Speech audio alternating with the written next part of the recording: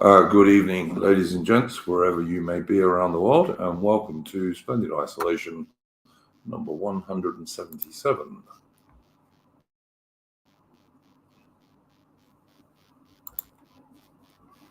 Make it in time this week. How are you going this evening, Mitch? Same old, same old.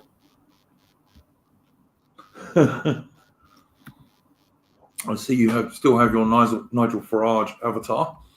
I don't know what other guests we're going to get this evening. I did invite several other people, whether they make it or not, I cannot tell you. So obviously, I think this week we're still mainly going to be talking about the British general election. When I was on Twitter X earlier, I had several people asking me about what our comments would be on some of the stuff that Farage has come up with this week, particularly about his, in my opinion, very true statement that the West largely were responsible for Putin invading Ukraine. I think that's very true, and we've been saying that on this channel for many months now. In fact, over a year, I would say, wouldn't you, Mitch?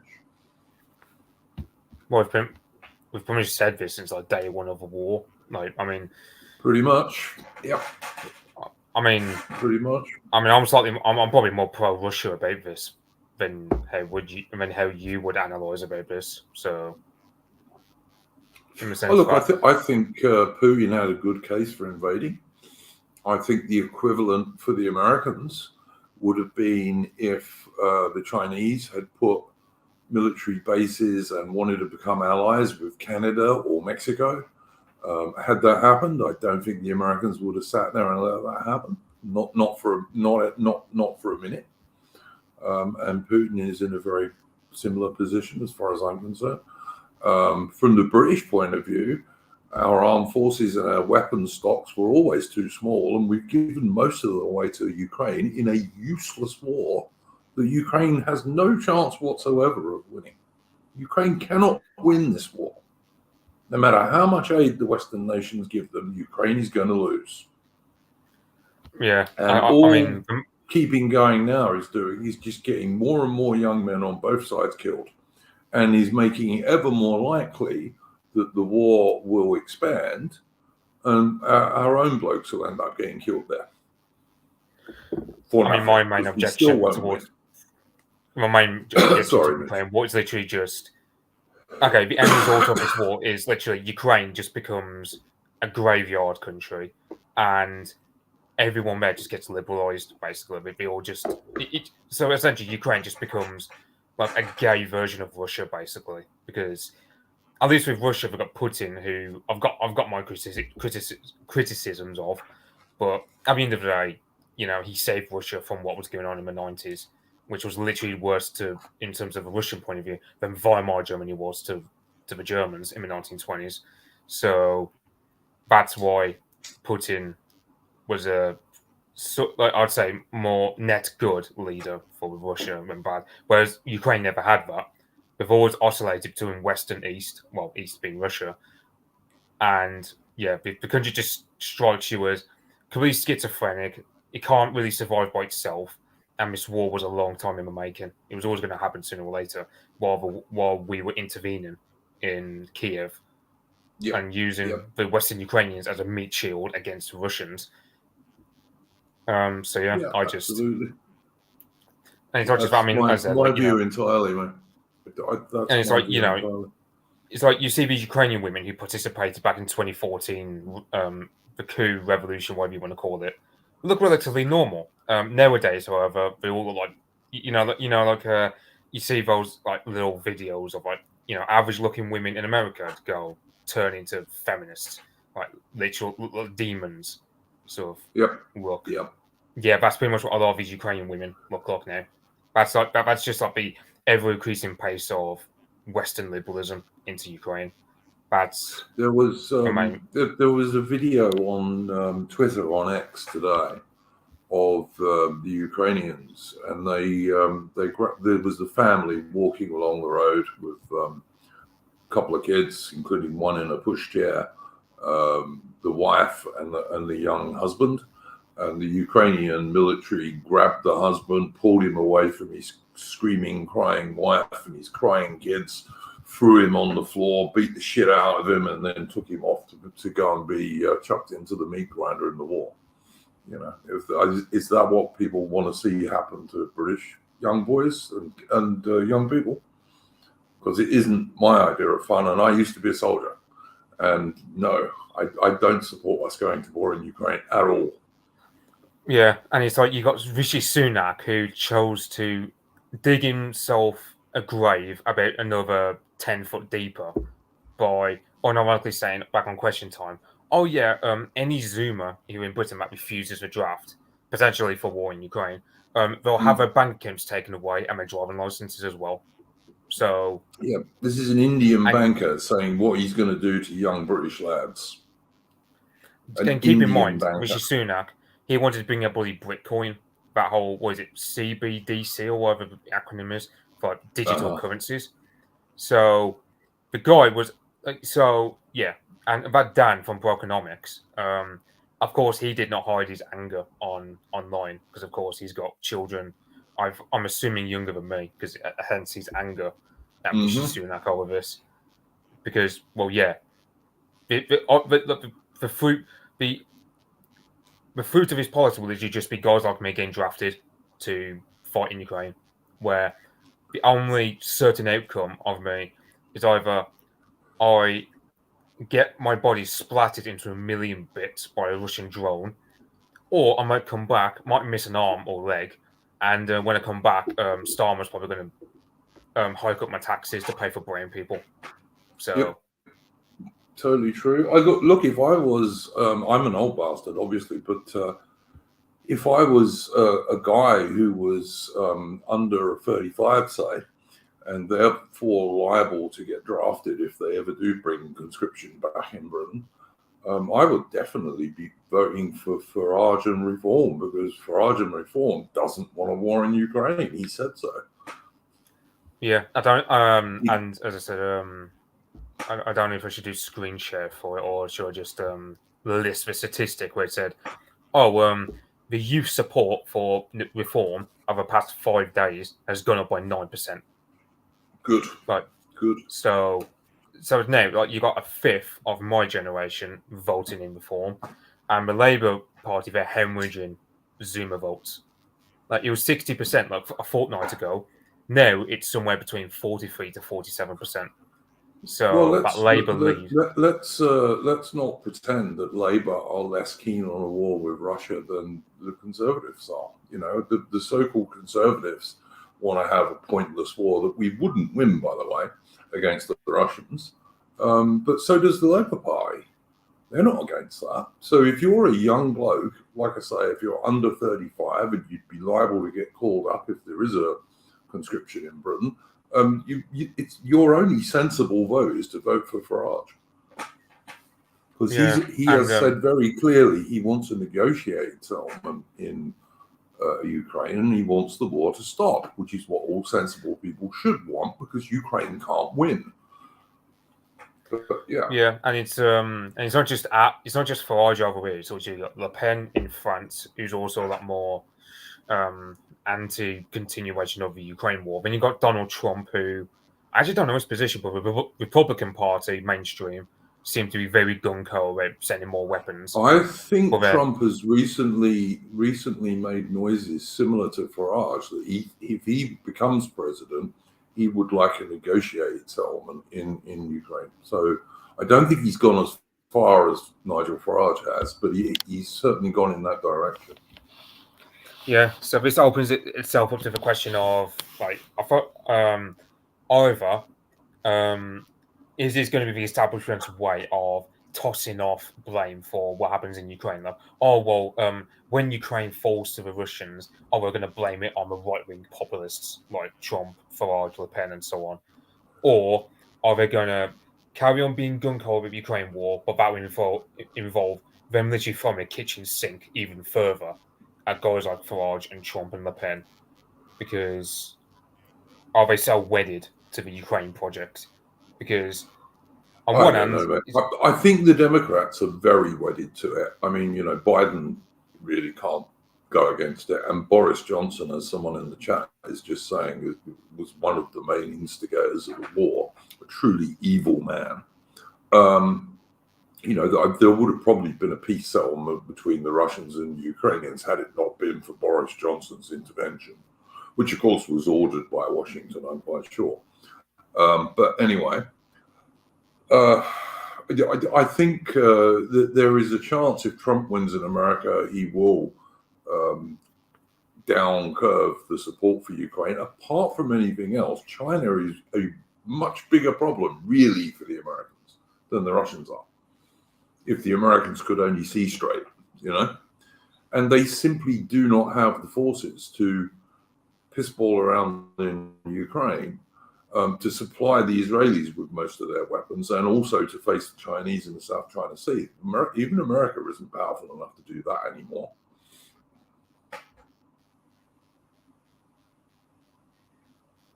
Sorry, I think you cut it for a bit there. All right. I'm sorry if anyone in the chat couldn't hear me.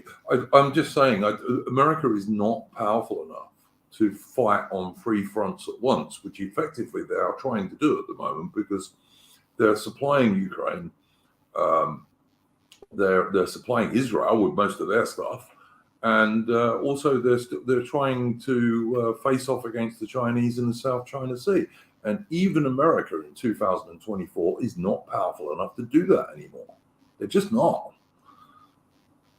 They've overstretched. A sensible American policy would be to shut down the Ukraine thing. Yeah, but this is, as Ken Duckegger was saying in chat, our leaders are really that retarded enough to think we can actually do it. They're talking about doing a draft over it, and it's like, well, and I'm just like, there's no enthusiasm for it among my generation whatsoever.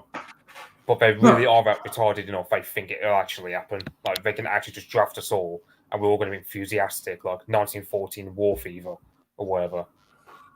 John McNamara in the chat is suggesting Farage won't follow through with it because he's only interested in domestic issues like immigration. I don't actually agree with that.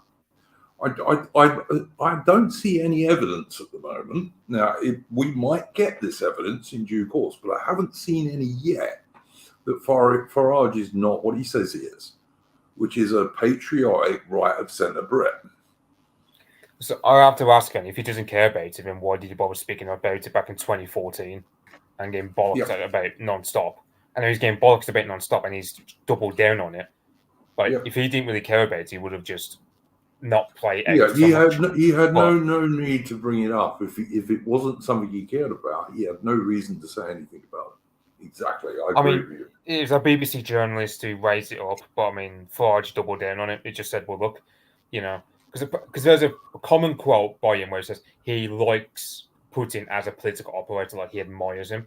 And it's like, well, I don't understand the outrage over this because it's like saying, oh, Napoleon was a great general, and I go, well, he was a great general for his time, but that doesn't mean you support Napoleon. But that's literally the logic of the average libtard boomer who spend their time literally calling Farage Oswald Mosley or whatever. Yeah. It would be much easier for Farage not to say anything about this stuff than to get the controversy he's got himself into. Although all the right people are actually supporting him, as far as I can see. Sorry, I think he cut it from like a couple of seconds. I'm saying, as far as I can see, the people who I like are all supporting Farage's takes on Putin and the Ukraine war. Yeah, I don't really. The only people I've seen on I suppose right are the Tory boys who are having a bollock at Farage over this because the true right wing position is to sink all our military assets into supporting Ukraine. Apparently, and even if we did, Ukraine's still going to lose. Even if we send our miniature army there, Ukraine is still going to lose. The British army has never been smaller in its long history.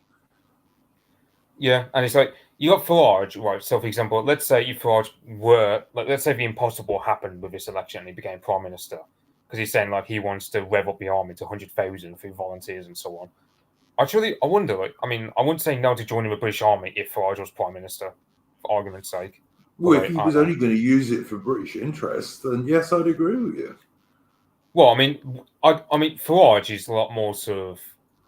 I think he's probably more like Enoch Powell in terms of foreign policy than anything. Because Enoch Powell was very sort of, well, I mean, not. I mean, still Atlanticist, but he's not so gung ho about sending the army willy nilly like Blair did, for example, with Yep. Kosovo, Iraq, and Afghanistan. Yep. Farage doesn't seem like very gung ho fella. He's not really that typical And guy. what huge successes Iraq and Afghanistan were. I mean, look at all the British guys who are still there. In some ways, I feel like Kosovo in some ways was an insult, because if you go to Bristol, it's just that place is just Albanian drug kingpins just dominating a place like a drug Very market there. true. Very true. So it's like, very true. Yeah, and what I mean, in Afghanistan, in Afghanistan, Mitch, it was so bad that the British had to bring their memorial that they had there in the main British base. There was a memorial to all the hundreds of British soldiers who got killed in Afghanistan. And they had to bring it back to Britain because they knew what would happen to it when we left. Yeah, it's like you got John McNamara in chat saying, "Oh, he hasn't made a clear policy." And I go, "Well, I don't think he's really had to talk about it because, well, I think people can just generally tell from Nigel Farage he's not going to do the draft. Like, I mean, I just don't see why." Farage, just to let John McNamara know, because I follow these things a little bit, Farage and the Reform Party's policy is to increase defence spending, to give the military a pay rise, which is badly needed, by the way. That's part of the problem of recruitment, is that the pay is not kept up with inflation, etc. And to increase defence spending. But he has said nothing whatsoever that leads me to think he wants to bring in conscription. Nothing. Yeah, but because I mean, I can imagine, let's say, for argument's sake, Farage could support national service, but I just don't. But I mean, I would have to think he's not going to do it straight away, is he? Because I'm thinking, well, first of all, I mean, what would be the point of an international service? Because I mean, he says Britain is broken, we're skinned, and all this, and I go, well, if you believe that logically, you're not going to support national service, are you? Like the whole shtick about him is wanting more. No, there's nothing in the Reform Manifesto at all about bringing in conscription. Nothing whatsoever. And also, Not to mention he's a libertarian. I must interrupt you just for a minute, Mitch, because Morgoth made a brilliant tweet on Twitter, on X. He said that what he can see happening is an operation whereby they tie all the 18 to 25-year-old British blokes around NHS buildings to protect them from Russian missiles, because that's the nearest thing we've got to a religion in Britain these days. Oh, yeah, that SNP guy was the worst in his political debates. He was saying to Nigel, "You don't even believe in me in NHS," and I'm just sitting there thinking, like, we have that point where the NHS is the closest thing we've got to an actual religion in the absence of Christianity. Like, so we don't. So it's not a case of we go to church anymore. It's literally every election cycle is like a cathedral, and we must all throw votive offerings, i.e., in the form of taxation, to satiate this sacred cow in the form of the NHS. And in the case of war, which is like a lead weight around the British public, because it takes up so much of British public spending.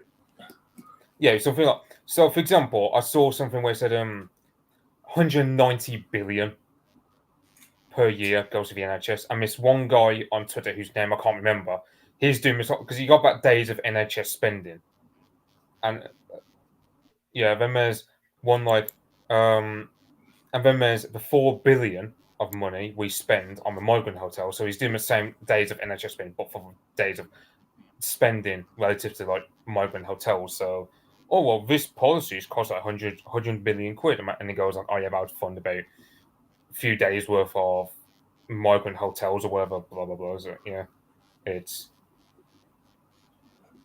Okay, I think we need to address this one, Mitch. John McNamara is saying, I am like Hitchens, where I greatly distrust populists, as he can promise everything and deliver nothing because he knows he won't have to implement it in real life. Now, look, first of all, let's say this, right?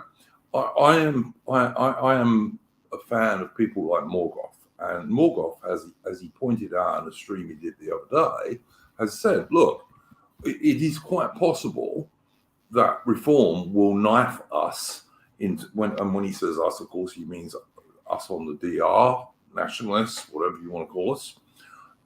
It's possible reform may knife us. It's possible. It is. We cannot know that. But I'll be honest, we are in such a state in Britain that we have nothing whatever to lose in supporting Farage and reform in this particular general election. Nothing to lose whatsoever. Even if he does knife us, we won't be any worse off. Yeah, and so far he hasn't. It may be that he will. It is possible. I know that. The only I'm willing to take a chance on it. The only blackpilling thing this week was him taking the money off that Zia Yusuf fella who is trying to show this idea that other Muslims, all the Pakistanis, but they're actually all based. They're all patriotic about the UK, and they're as appalled about the open borders as we are. And I'm just sat there thinking, no, that there are times where we have to pressure Farage on these things. This is one of them. Not taking money from these Muslim entrepreneurs who are trying to show this pro-Muslim crap. Yeah, I totally agree with you on that, mate. I was disappointed in that. I was. But on the other hand, I'm not surprised political parties are going to take money from where they can get it.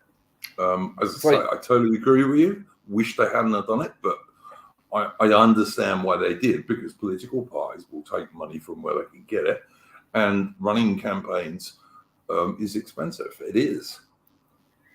Yeah, but so you got the Holly Valance, that Neighbours or Hollyoaks, whatever. I know what you're talking about. Yeah, she fundraised at 1.2 million just to help Farage. So it's we want more cute Australian chicks do it. So yeah, it's a pity we don't get more Holly Valances in the world fundraising for reform. Apparently she wanted to be a candidate. Yeah, apparently she wanted to be a candidate somewhere in I can't remember, somewhere in East Anglia or Essex, but that didn't manifest, unfortunately. But yeah, it's. But as I said, this thing about we can't, populism is, and I go, I can distrust the populists, but at the end of the day, look, we're up shit street without a paddle at the moment. A paddle at the moment is reform. Exactly right, mate. It's all well with me being some sort of principled nationalist and all this, but the thing is, if the thing is, you have to take incremental wins when they present themselves. So. I mean, I think we've got to listen. We've got to watch what the left does, and the left will support anything that pushes things in their general direction. And I think that's what we should be doing, because whatever else happens from this election, the Overton window on talking about mass immigration, for example, Farage has shifted that a mile already. None of the other parties, Labour and the Conservatives, were not going to talk about that at all. And Farage has broken that completely open. Yeah, so the two things Farage has done to this election, first of all, he's made it about immigration, which you can visibly tell of these debates. Everyone's just wincing, just for fuck's sake, we're having to talk about it now. But secondly, he's now turned into the anti-war. He's also turned it into the anti-war election, because previously it was all about Sunak and Starmer saying, we need to do this to prepare for war against Russia. It looked like things were boiling the frog for that. But now Farage has just come in and complicated it all now. He's just tossed it all up into a real Caesar salad, for lack of a better way of expressing it. And it looks like at this point, I totally agree with BS in the chat here is entirely correct. We've got to be realistic. We don't have another option, and we've got to make the best of it. And if Farage, or more likely the Reform Party itself, knifes us, as Morgoth and also Apostolic Majesty have both said, that could happen. Yes, it could, but we won't be any worse off if they do. Yeah, I mean, the only other option we had was not to vote. And if you think that the major parties give a shit if the DR doesn't vote, then you're crazy. Yeah, you know? The thing is, they don't care if we vote or not. Yeah, it's like, on one hand, you've got people saying, like, in terms of normosphere, they're saying, like, oh, well, the right are split between, like, Reform and Tories. And I'm thinking, no, not really. Everyone worthwhile on the right, they're all rallying around Reform. Whereas the left, it seems to be a lot more fragmented in some ways. Yep. Because you've got, for example, the Muslim vote. Well, for example, you've got Stoke-on-Trent. Stoke-on-Trent Central, very Muslim area. Very, very Muslim area. They've got two independent candidates who are trying to chase after the Muslim vote out of Gaza. And also down in Birmingham, I can't remember which seat it is, but there's a West Midlands mayoral candidate, Ahmed Yaqub, who needs to be deported one day. He's campaigning all over Birmingham about Gaza. So I wonder how many votes Labour are going to lose from the Muslims after all this. Because Angela Rayner, you saw her earlier in the election campaign, who, you saw Angela Rayner literally go cap in hand. I think, Mitch, the other thing that Farage is going to have an effect on is, I think, a lot of traditional white British Anglo-Celtic voters who supported Brexit might well support Farage rather than Labour.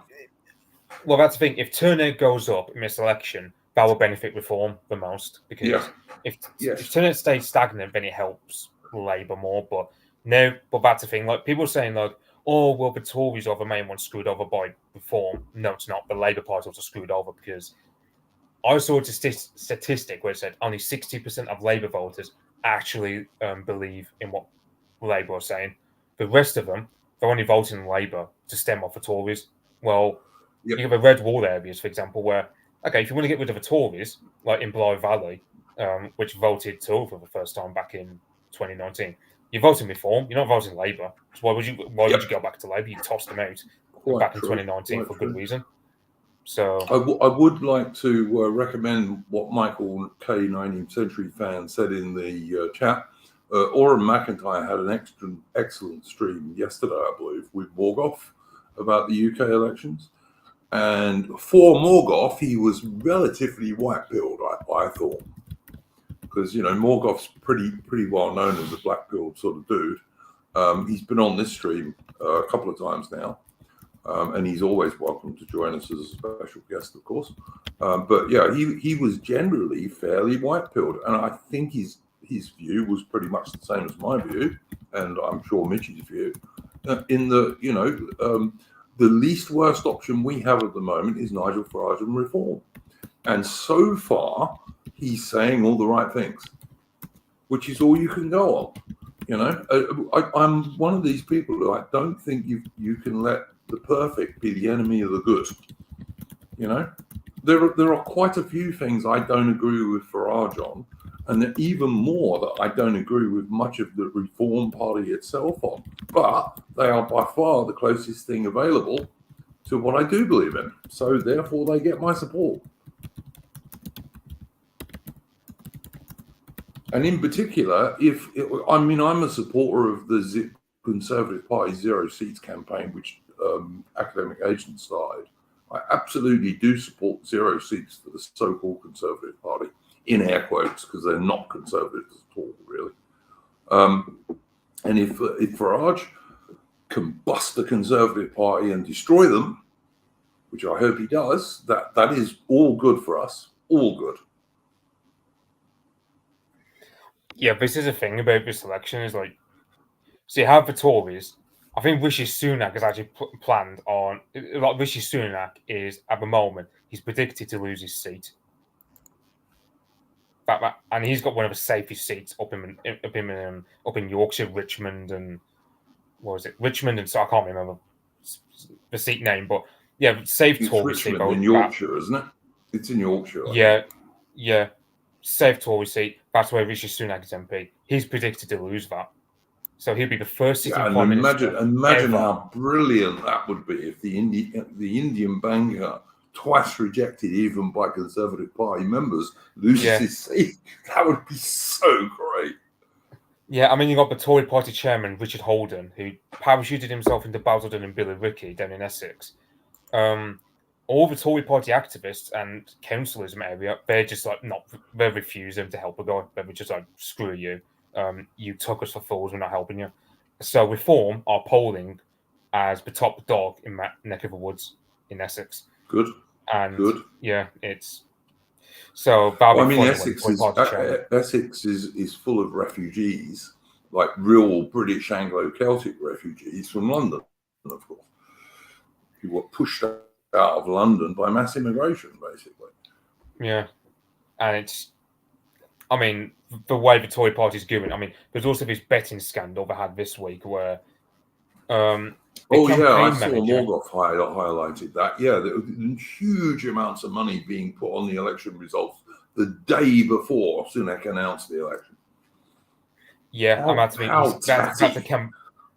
that's a campaign manager as well. So he's out of the picture 2 weeks to go before the election. So, as if it wasn't enough that you had the Titanic photo up where Rishi Sunak's literally been asked, "Are you sinking your campaign?" Because he's literally right next to where the Titanic was built in Belfast on that early on in the election. Then there's his national service crap. He tried to put it on Question Time, where he's just lost people. Like he was booed off stage, saying "for shame, for shame." Well, I mean, bear in mind, Mitch, like he couldn't even be bothered to go to the D-Day commemoration event. You know? Yeah, and you know what's funny, and as Adam, I say, it's funny how draft dodging is classified as a good reason for asylum in this country. So if you live in a country where conscription is a thing and you claim asylum into this country based off that, you get accepted just for being a draft dodger. But we're going to draft guys like me to fight in Ukraine, and if we don't, we lose our bank accounts. Blah blah blah. And so, I have to start wondering at this point: is Rishi Sunak some sort of Labour plant, or is he just so politically inept that he just wants to crash and burn his own he's a party to the ground? globalist. He's definitely a globalist, Mitch. And I don't think there's all that much difference between his position and Sir Keir Starmer's position, to be honest with you. I really don't. As far as I'm concerned, the so-called conservatives, in air quotes, and the Labour Party, they're a uni-party, basically. There's very little difference between them. You know, a few very minor tax differences, and that's about it. Well, I mean, you can't even say that at this point because, I mean, it doesn't matter who wins between those two. Our taxes are going to go up anyway. So you can't even say that difference at this point. I mean, you've got... I think Blighter is correct about this, by the way. I think Labour, they'd prefer a weak Tory opposition party rather than Reform, because the thing is, Reform are, so long as they don't stab us, Reform are absolutely a possibility. Are always they're a possibility to do things which the Conservatives would never do. You know, if they did half the stuff in their manifesto, they would be 1,000,000 times better than the Conservatives. Yeah, I mean,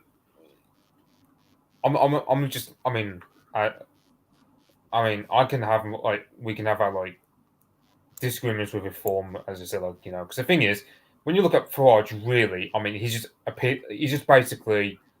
So, I mean, some of his policies seem to be a lot more not as factual as he used to be, but by and large, I mean, he's essentially just wanted to go back to the 80s in terms of overall policies. You know, so in terms of, because he's a civic nationalist at heart, I mean, and it's like.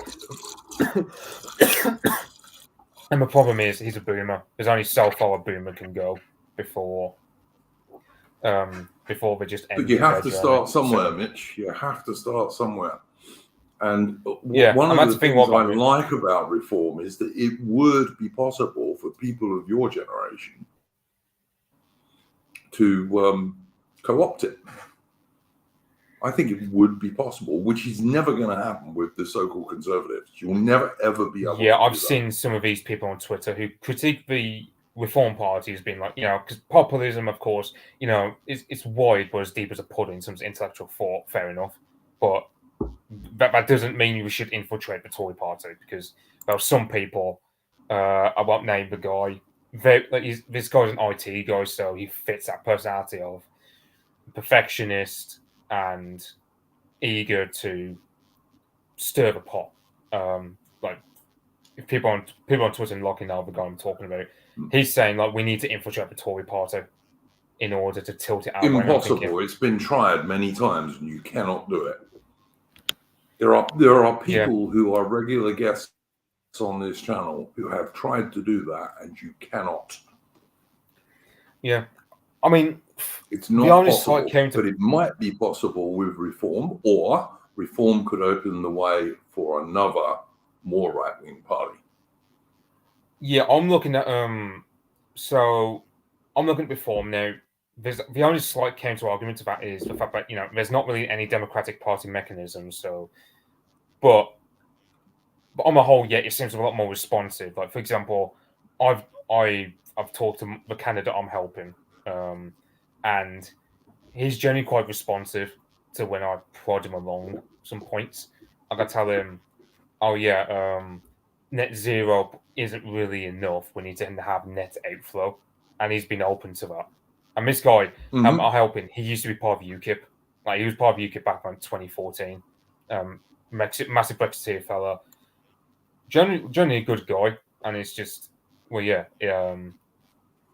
can going off my personal experience with reform, I'd say even if you disagree with them, they're more responsive to you as a general. I was deeply disappointed that Tice, who I don't like at all, by the way, I've got no time for Tice, but I was very disappointed that Tice got rid of Bo and Dan, who were two good guys who were going to be reform candidates. I was deeply disappointed that he did that, and he did it in response to the extreme left-wing NGO Hope Not Hate, who nobody on the right should take any notice of whatsoever, and who are deeply tied to the Labour Party, by the way. But I've had conversations with boomers in reform, and it's so tiring because they're like, oh well, we know Hope Not Hate are all literal communists, but we still have to be wary of them because they've got a lot of influence. And unfortunately, that's true, by the way.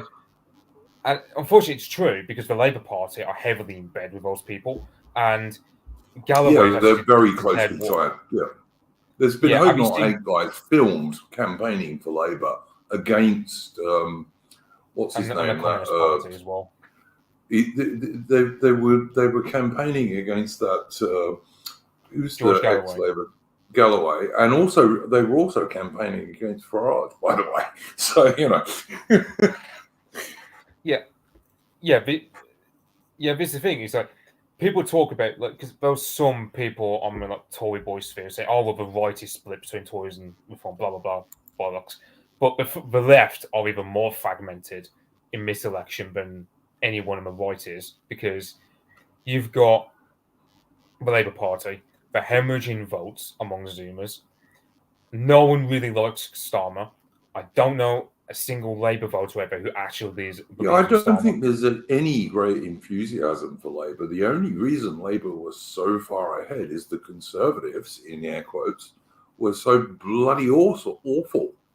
And no one could see where else to go, until Farage chucked his hat in the ring again, and then all of a sudden everything was broken, and we now have a chance to support somebody who is not exactly a believer in what we believe in, but is certainly much more in our direction. Yeah, and it's like I've seen, for example, so Maine came to town near me, Stafford. I've seen Lib Dems increase their presence there as of late, and I've also seen the Greens campaigning a lot more in my area, which is like a rural Tory area. So I'm looking at this and going, at this point now, like, because I remember saying a few months ago, back in the local elections, the Labour Party are very active. No, it's actually the Lib Dems and the Greens are more active. And as I said, like in the before the stream in the chat, there are areas like North Herefordshire. Now, North Herefordshire is quite rural, Tory sort of area. It's normally Tories versus Lib Dems in those areas. But the Green Party are actually doing like 38% of the vote, so they're top dog against the Conservatives in such areas. And I go, things are bad for the Tories when they're losing to the Greens in such areas. So I won't be surprised if we get a hung parliament out of this, because there's so much energy outside of the two parties at the moment, both on the right and on the left. Well, I notice, just to cover another aspect of this, I notice people are talking in the chat about the weather, and obviously that brings in the crazy net zero policy and all that stuff. Again, the only serious politician who's talking about just getting rid of net zero is Nigel Farage. He's the only one who has said around and said, yeah, we just get rid of it. Yeah. Which of course they should, because net zero is nonsense. It was staggering to hear that actually we spend like 30 billion. And that's at the lower end of their estimates. They reckon it's somewhere between 30 to 50 billion a year we spend on net zero. Yeah, and that's why everyone in Britain is paying much higher energy bills than they used to. Everybody. And not just in Britain, of course, that's true all over the Western world, and for the same reason. And it's being done deliberately. It's part of this whole policy of making people in the West poorer. Yeah, it's I covered a story. I said a story on Twitter yesterday. Yesterday. So, and this probably also the same for the net zero crap in terms of wind turbines and whatnot, and solar farms. But so Gavin Williamson is my MP. He's got a nephew who used to live in a town down opposite me, and he lived up this little cul-de-sac full of boomer Tory supporters, basically. So you could feel right at home. However, this nephew of Gavin's, he owns 9 other properties. He moved out this cul-de-sac, and he planned to rent out this little house on the cul-de-sac to Serco, the security company will help him boat people once they hit our shores.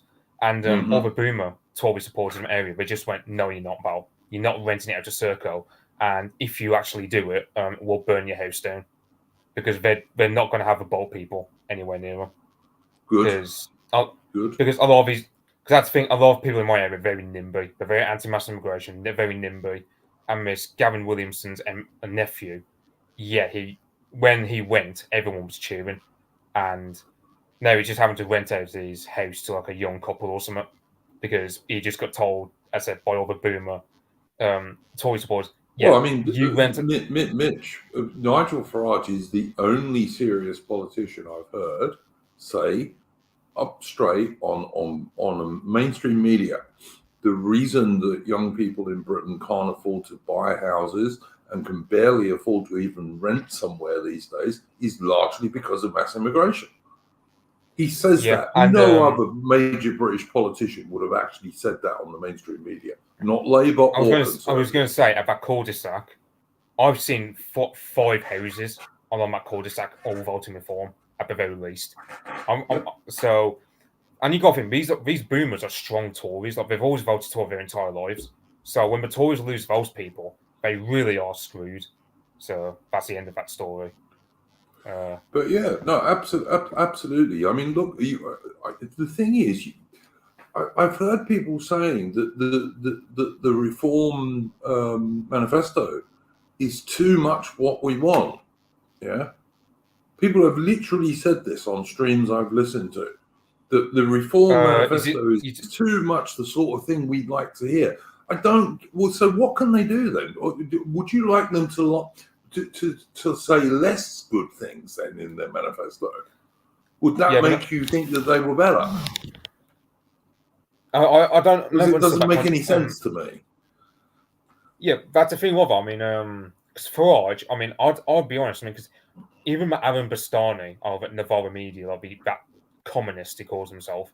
Even he's just commentating about how Farage has actually captured the zeitgeist in this election because because he used to be a massive Thatcherite like 10 years back, like all about bringing back coal mining and all this. But now he's just gone he's become a lot more nuanced about it. Like on one hand, he's getting rid of inheritance tax for the Southerners in the home counties who suffer from it the most. But then he's saying to all the Northerners, like the Red Wall voters, oh yeah, we're going to nationalise utilities, or we're going to make it like 50% public ownership. We have a 50% lease. So we have a model akin to France in terms of how we have our public utilities. Yep. So perfectly reasonable. Yeah, so I'm just thinking, well, that's the thing about Farage, though. And also, I can't remember who said it on Twitter, but they said, oh yeah, Farage, he's changed his demeanour, like, because usually he's got the whole sort of rebellious chat show general demeanour about him. But they've said, like, the last few months, he's just become a lot more prime ministerial in the way he carries himself. So he's got that ambition, not in this election, but in the next election, 2029, or perhaps sooner if we get a hung parliament, that he might try and become the prime minister by the age of 65. I'll tell you what, I'd take Farage as prime minister over any other possible candidate in Britain at the moment. Yeah, I'll be honest. I mean, it's quite something when, let's say, right, I come across a guy of my age range. So I'm 23. If I come across a Zoomer and they ask me, oh, well, why should I vote Reform? And I'm just, so for example, let's say this guy has, let's say he works a minimum wage job. Well, his taxes are going to massively be cut as a result of what Farage wants. But also, if he's got student loan debt, half my generation have got, well, with Farage, he'd want to get rid of the interest on student loans. Yep. And I'm sat there thinking, I mean, it's not just the fact that his social media game is also really good. Like, you can tell he's got Zoomers and millennials handling his TikTok, for example. But it's also like, it just feels like he's at the top of his game. Like, he knows where people are. I liked his, I liked his kind of ad that he did where it was him walking in the countryside with his dog. That was British. There's no way a twat like Sunak or a twat like Starmer could do that. They wouldn't be able to. Yeah, I mean, it's like early on in the election campaign, like, you got Starmer in Wales, and he's like, oh, how's the football going for you lot? And I'm thinking, Wales, the Welsh team have qualified for the bloody Euros. So you can clearly tell, like, I mean, to be fair, it's not even just the fact that he asked the question, he's just out of place in a pub. Like, I'm sorry, I would not talk to Rishi Sunak in a pub. I think people, I wouldn't talk to Rishi Sunak under any circumstances whatsoever. But with Starmer, people need to remember he was the director of public prosecutions at the time, at the height of the grooming gang scandal, and Starmer made sure that not many of those guys went to jail. Don't think Starmer is some sort of base guy, because he's not. Who's saying Starmer is based? Like, I don't know what. I don't know. Well, you sometimes get people like AA and what have you talking about. Oh no, okay, well, I'm not voting Labour, am I? So yeah, this they want 650 Labour MPs. How is that going to make the Anglo-Celtic people in Britain better off? How is it? Duke, I don't think anyone in this chat or myself, for the matter, is going to vote Labour. I don't know anyone aside from AA. Yeah, I mean, but I'll be honest with you, Mitch. I wouldn't vote Labour if the Labour Party came up to me and said, "Look, we'll give you 50,000 quid." I still wouldn't vote Labour. I wouldn't vote. Right, I'm not. I mean, I'd sooner wrap my balls in barbed wire than vote Labour. So no, what? I don't know why you keep telling me don't vote Labour. I'm already not going to vote Labour. I don't see why you keep saying this to me. You should be saying to bleat AA, not me. Oh, babes, I'm never going to vote Labour. No, Mitch. I know you wouldn't vote Labour. I'm not suggesting you would, mate. I know you're an intelligent young man. Don't worry, mate. But the other option we were given before Farage threw his hand in the ring again, the other option we were given was simply not to vote or to spoil your ballot. And anyone who thinks that the Labour Party or the Conservatives or the deep state or anybody else gives a shit if we spoil our ballots? I'm sorry, they don't care. And if you don't believe me, look at Portugal, where the turnouts at their elections are almost always under 40%, and no one cares.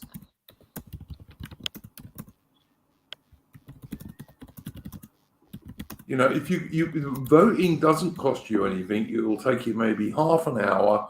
Go vote for a reform, and if reform turn out to be arseholes, you have lost nothing. You have lost nothing. And if they don't turn out to be arseholes, you might have gained quite a lot. And as I said, Farage has already shifted the Overton window in terms of mass immigration further than it's been shifted in the last 20 years. Yeah, I just don't by see a serious political figure who can get time on the mainstream media. Yeah, I mean, as I look, you're looking at Farage in this election, and I'm going, first of all, you get some people like Horus and others who are saying, oh, well, we need to start talking about mass repatriations almost. And I'm going, well, that's further ahead. No, that's not to say we can't pressure reform. I think they're inevitable. I think they're inevitable, and they will happen. They won't happen very quickly, but they will happen eventually. But in order to get to that thing, we've got to start it somewhere. My main point is this. Let's say 5 years' time, you can pressure reform a lot more on that. But not at the moment. 100%. We just got to take the win. We've got to take the win where it presents itself now. 100% agree with you, Mitch. 100% I don't know if you saw agree. I think contract, you're totally right. Yeah, saying like freeze immigration on the contract. When it says net zero, I feel like reform are purposely playing with that language just to sort of get, because I mean perhaps they know people are further along than net zero. They're wanting a total stop to immigration, but they're playing with the wording a bit to pander to both sides. Like, on one hand, they don't want to get like endless. I mean, we're already getting a media barrage and BBC ignoring them. Like with this expression time. Can I just interrupt you 1 second, Mitch? Michael K, 19th Century Fan, brings up a good point. He says, stop providing benefits to migrants and they will leave. Well, once again, in the Reform Party manifesto, Farage has turned around and said, immigrants will not immediately get benefits. He said that. That's one of the things they want to do. Yeah, 5 just years. As he's also said that people who come over will not be able to bring all their dependents with them. Yeah, and it's he's also getting rid of what was it? He's also said all foreign criminals should be deported. He said that. Yeah, I'm just having it's like, you know, I'll be honest. Before that contract came in, I was expecting it to be not as based, for want of a better term, as it actually turned out to be. I was expecting it to be slightly worse or a bit worse. Nope. That particular manifesto, yeah, I am. I really can't see people on the right.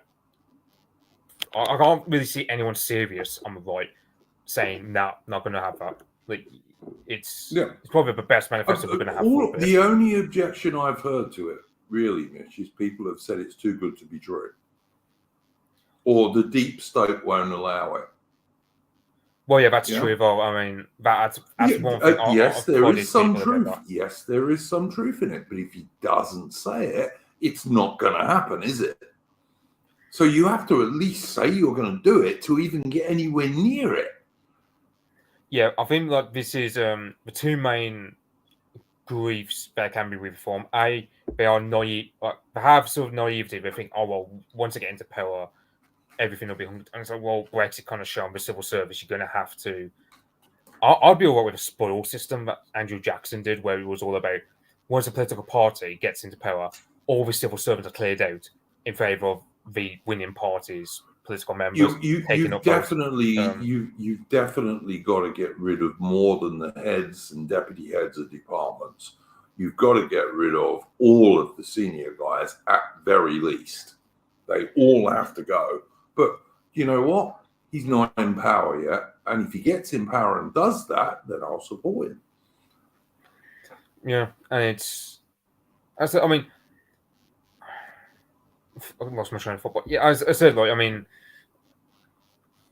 I think it was Dan from Brokenomics who said we need to do a double tap on the Tories because it won't be this election that fully kills them off. Absolutely We correct. have to, yes. Because Farage has said he's going to be in this for the next 5 years, not just this election, but the next one in 2029. So, and he has to do that, yes. Yeah, so that's the main thing with Farage. I mean, Farage has had a bit of a sketchy because in 1 minute he says he's going to destroy the Tory party, but the next minute he's saying, he's open to having some sort of cooperation with certain Tories like Cyril Braverman and Jacob Rees-Mogg. But Jacob Rees-Mogg, for example, he's going to lose his seat. Rees-Mogg will. And he's not going to switch from Tory to Reform. Well, I can tell you now, if Rees-Mogg loses his seat, Mitch, then the Conservatives are finished. They're finished if he loses. Yeah, I mean, Rees-Mogg. Really I remember being one of those Mogmentum types back in 2018. So of course, and yeah, he's kind of emblematic of why I hate the Tory party so much because I have this false aesthetic of, oh well, look at us, we're still the same Tory party as like Lord Salisbury. Yeah, he fooled me for a while, Mitch. I got to admit, the Rees-Mogg did fool me for a while, but not for that long. Yeah. But for a while he did. Yeah, it's like Boris Johnson and Rees-Mogg are probably the two worst Tories on my list. So along with Steve Baker, by the way, but Steve Baker's going to lose his seat literally because of the Muslims that have been imported into Wickham. So he's going to lose his seat, and he's deservedly so. Rees-Mogg is pretty bad because his presence in the Tory party kind of fuels this image of, the Tory party of today are still the same as the Tory party had with Lord Salisbury, all the aristocrats. Which they certainly have. They're not. They're not. Yeah, I mean, you got Boris Johnson. Lord Salisbury was the last good British Prime Minister, and he looked at everything. Everything. Is it good for Britain? That's the only thing he judged anything on was Salisbury, and he was the last good British Prime Minister. Count Duckegg is talking about Badenoch and Braverman. They're not even British as far as I'm concerned. As far as I'm concerned, when eventually we do bring in remigration, which I think is inevitable eventually, those two are going to go. Yeah, that's my view. Yeah, the other Tory I hate the most, and Morgoth said this, I believe, on that stream, Boris Johnson, because he has that Churchillian demeanour, that kind of disarms people. Detestable man. Yeah, and he's a detestable man. I can't stand Boris Johnson.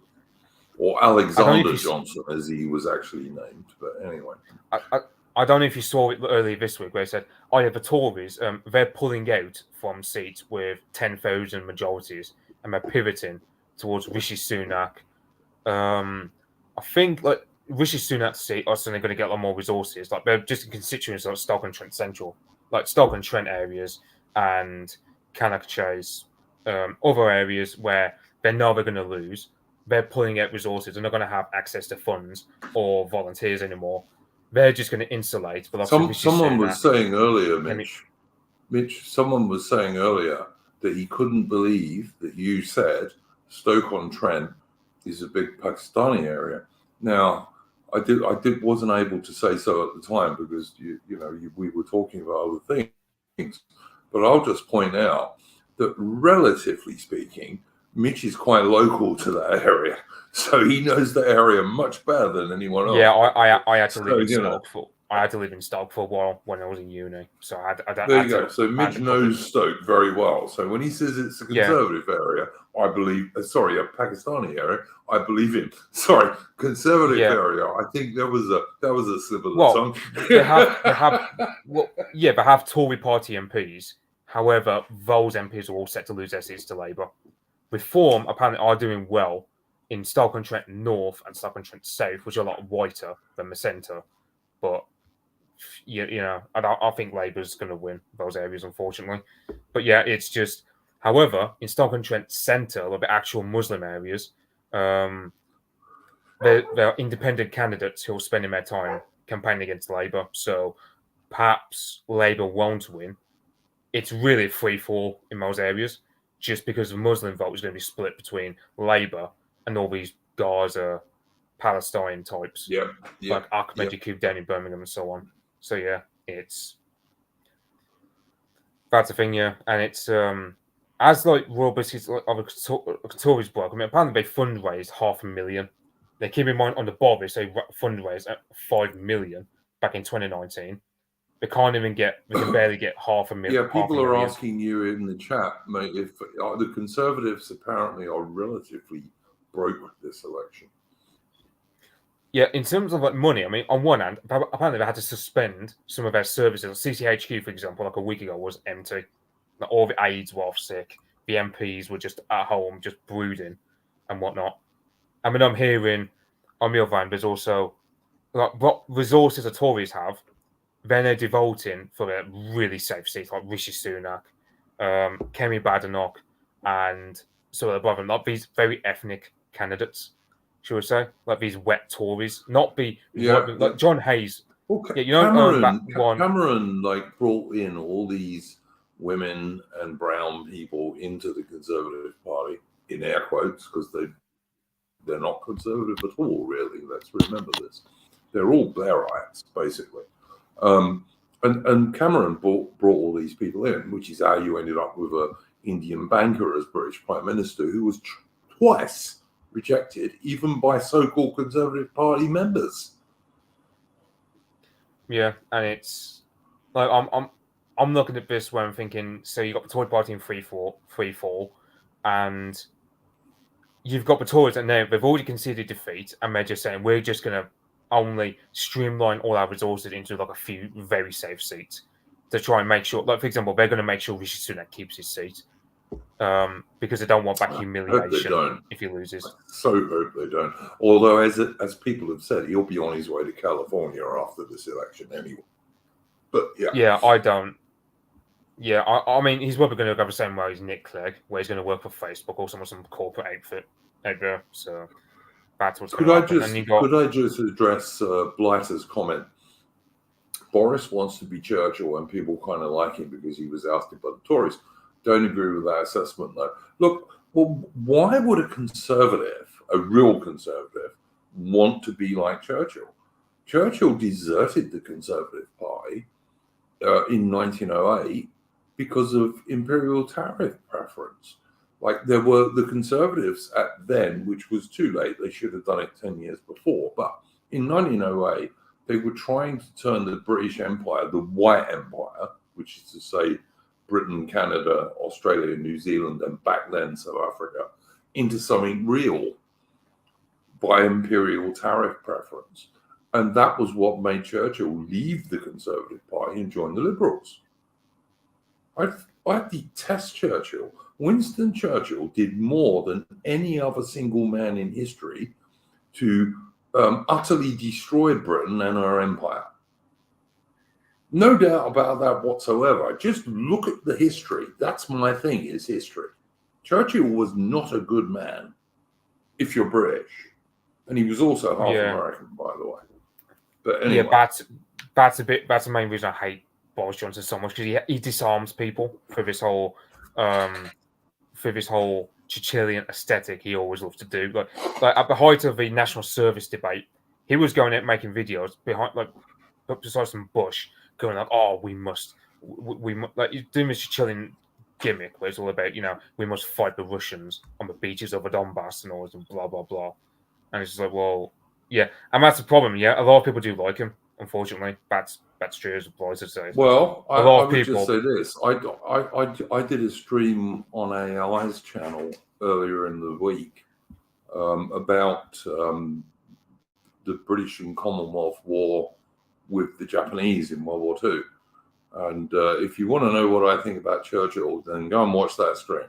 And I can tell you it's not very flowering, and it involves quite a lot of dead British sailors and soldiers and airmen. So yeah. So I'm no fan of Churchill. I've done streams with Horace, for example. I did a 4-part stream with Horace on Winston Churchill and his disastrous effects on Britain and the British Empire and British power. So yeah, go and check it out, please. But yeah, Mitch is had to go for a minute. He'll be back in a sec. But yeah, you will not find this channel being a big fan of Winston Churchill. I'm sorry, well, not as far as I'm concerned anyway. But yeah. Yeah, unfortunately, there's a lot of like Tory, like mainly the boomers, but a lot of Tory voters in general who they fall for the whole Churchillian gimmick that Boris does, and it kind of disarms them to otherwise all the deceit that he's done, like hiking up immigration figures and whatnot. That's the main problem with Boris. Yeah, I'm going to get 500,000 young Ukrainian men killed for no purpose whatsoever in a war that could have finished within about a month if he hadn't have intervened. Yeah, and it's I mean, I forgot my train of thought. Yeah, and it's yeah, I don't know what you made of my take on the discourse where I said like probably the best outcome we can have is a hung parliament. Oh yeah, where let's say yeah. Because as I was saying earlier, there's a lot of energy at the two-party system. I wouldn't be surprised if in a couple of years' time we get proportional representation, and if that happens, Homeland Party will shoot up like a bloody rocket. I'm not sure what I feel about proportional representation yet. If I'm being honest, Mitch, I'll be on.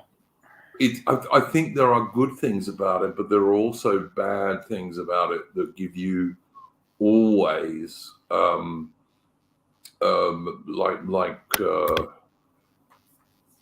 alliances rather than one party winning, which is not always good.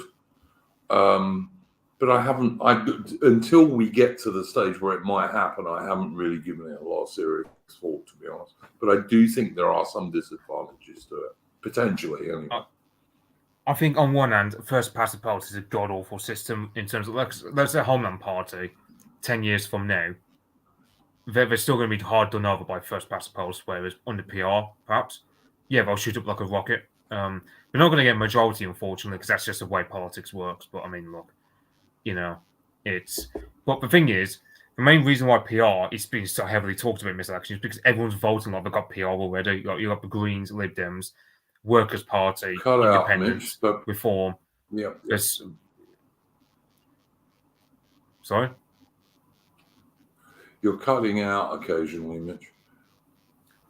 I was going to say, so you got so many parties outside of Tories versus Labour that I think at some point they'll have to do proportional representation anyway, just because the Tories and Labour, it's like, I reckon this election is going to be record low for votes between the two main parties.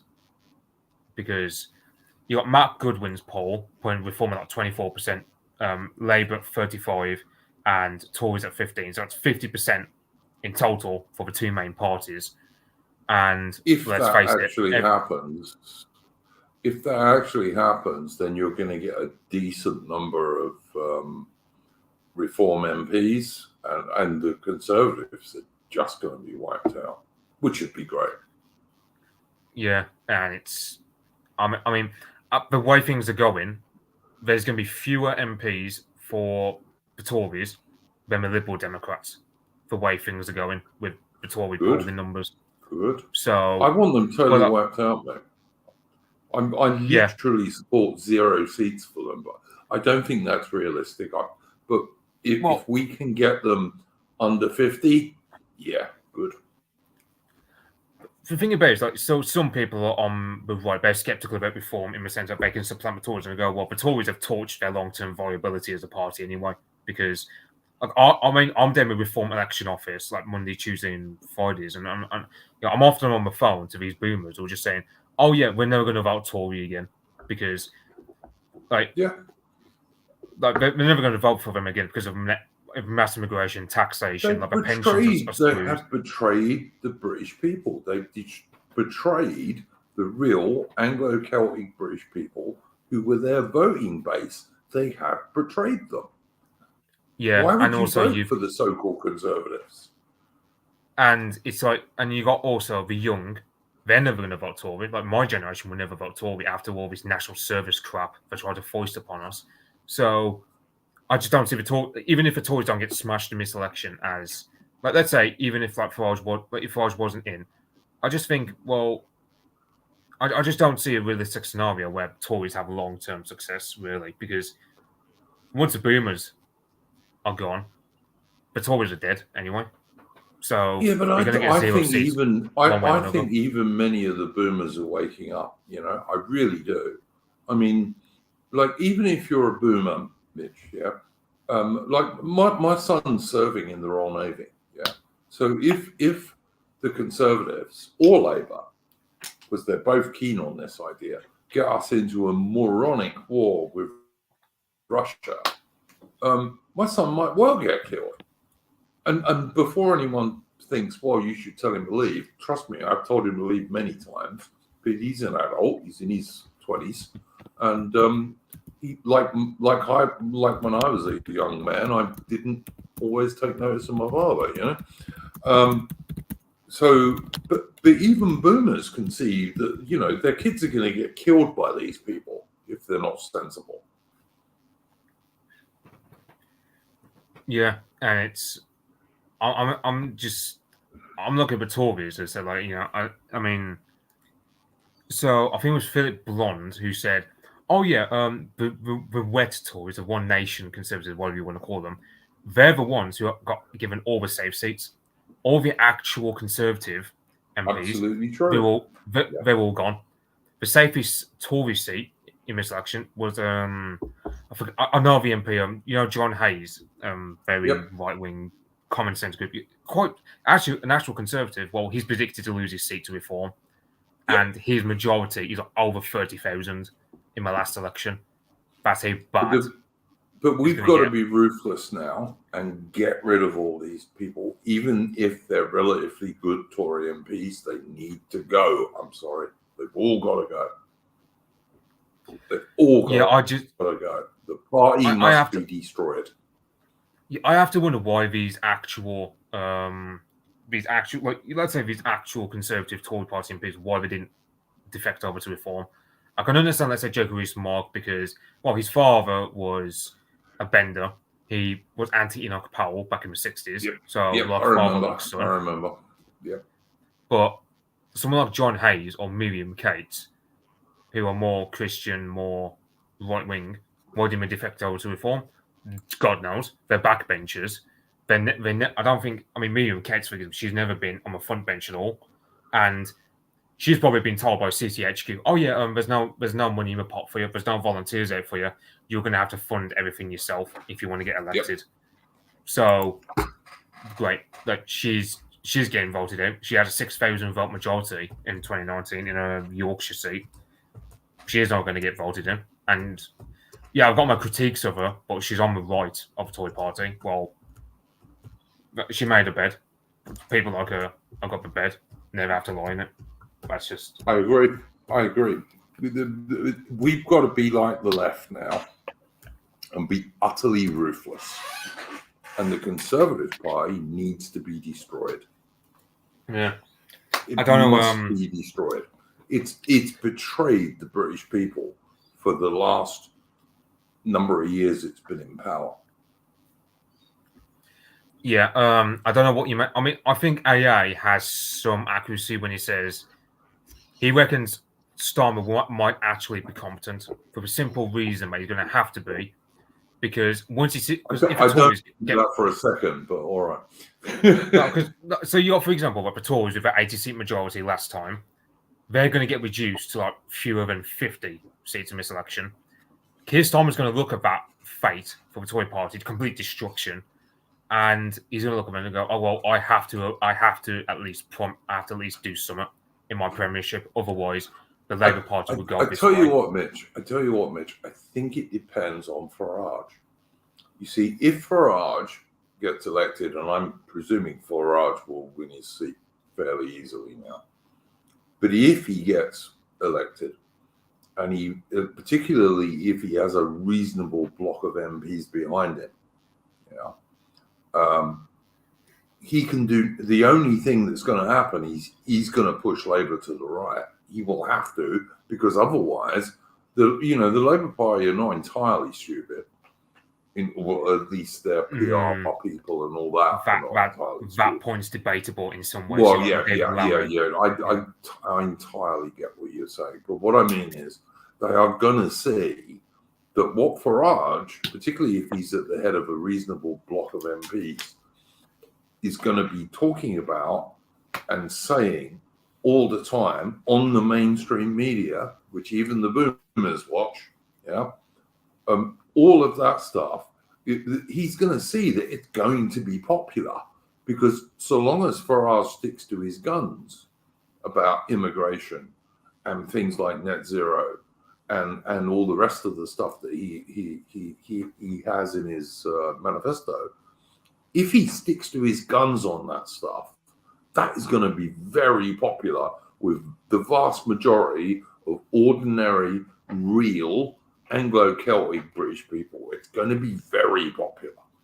Yeah, however, there is a counterpoint to what AA said in terms of Starmer actually having to be competent, because if he gets a massive majority, well, he's going to have to contend, first of all, with all the pro-Palestine, Corbyn tier people.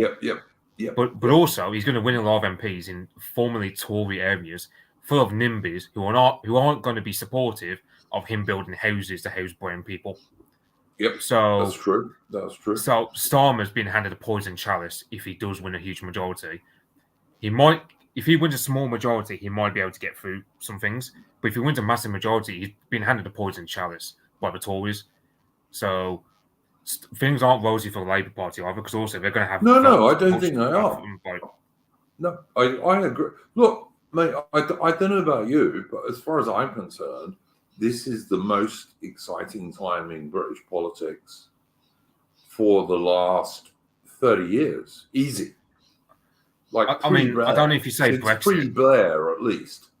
I don't know if you say Brexit was... I can barely remember the Brexit referendum. I remember the day when the result was declared, but I don't know if the Brexit campaign was as exciting as this. But we got Italy. Well, the only thing I can say to you, Mitch, is the 2 days in my whole life, which were the greatest days in my life, that were not entirely personal. So, like, not the day I got married or not the day my son was born, but they weren't entirely personal. They were more national. Yeah. The 2 greatest days in my entire life, easily, were first the day that the victorious Royal Navy flagship returned from the Falklands War in 1982. And I went down to Portsmouth because it wasn't far from where I lived. I was living in Bognor Regis. And so I went to Portsmouth, and the whole shore of Portsmouth was just a sea of Union flags and white ensigns and England flags and you name it. Scottish flags, Welsh flags. It was just, and everyone was just so joyful and united because this was this victorious British warship coming home from a campaign many miles away, and we'd fucked up the enemy once again, and it was just a great day to be British, because they rescued British people, that was the first one. The other one was when we won Brexit. But although, of course, since I've been totally disappointed, like all Brexit supporters, because the so-called Conservatives made sure that we got Brexit in name only, really. Yeah, there's a Etiline in chat who's saying if Starmer wins a huge majority, they won't have to listen to anybody else. And I go, true, but also not true, because as I said, if they win a massive majority, that's a poison chalice, because they're going to be winning a lot of these Tory NIMBY areas. Yeah, there's the next election coming along, boys. And if you've got Farage in Parliament and talking on the mainstream media all the time, as you will be, big difference, big difference. And Starmer can't change Labour policy. Labour is always going to be in favour of mass immigration and supporting Muslims. And I reckon we'll end up getting a law from Labour whereby you can't say anything bad about Muslim people. I think that's almost yeah, that Islamophobia stuff. I think he's going to have to do that to entice all the Muslims defecting over to Galloway. That's where Labour's going to get much worse. I think, however, in terms of like building up more houses to house all the migrants, the problem is a lot of the Labour Party MPs in this next Parliament coming up, they're going to be winning like, I don't know, let's say 1,500 vote majorities in these very rural Tory areas.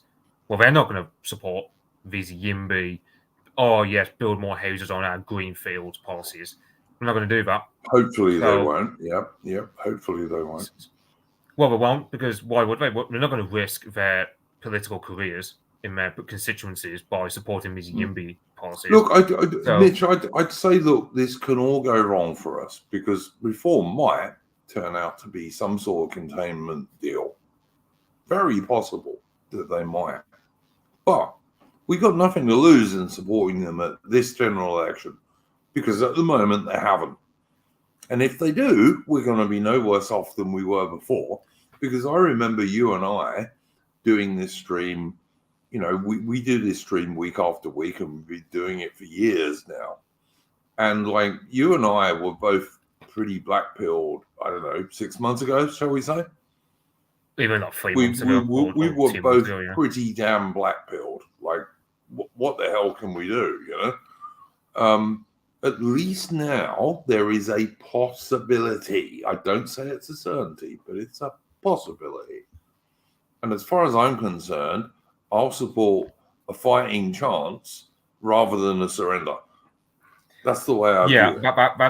That's one point for us. But it's like, the thing is, on one hand, it will get much worse under Labour in some ways in terms of like they'll oppress our free speech, and a lot of the Reform Party supporting boomers, they're going to get harangued for their critiques of Islam that go further to the right in some ways than anything Farage has ever said.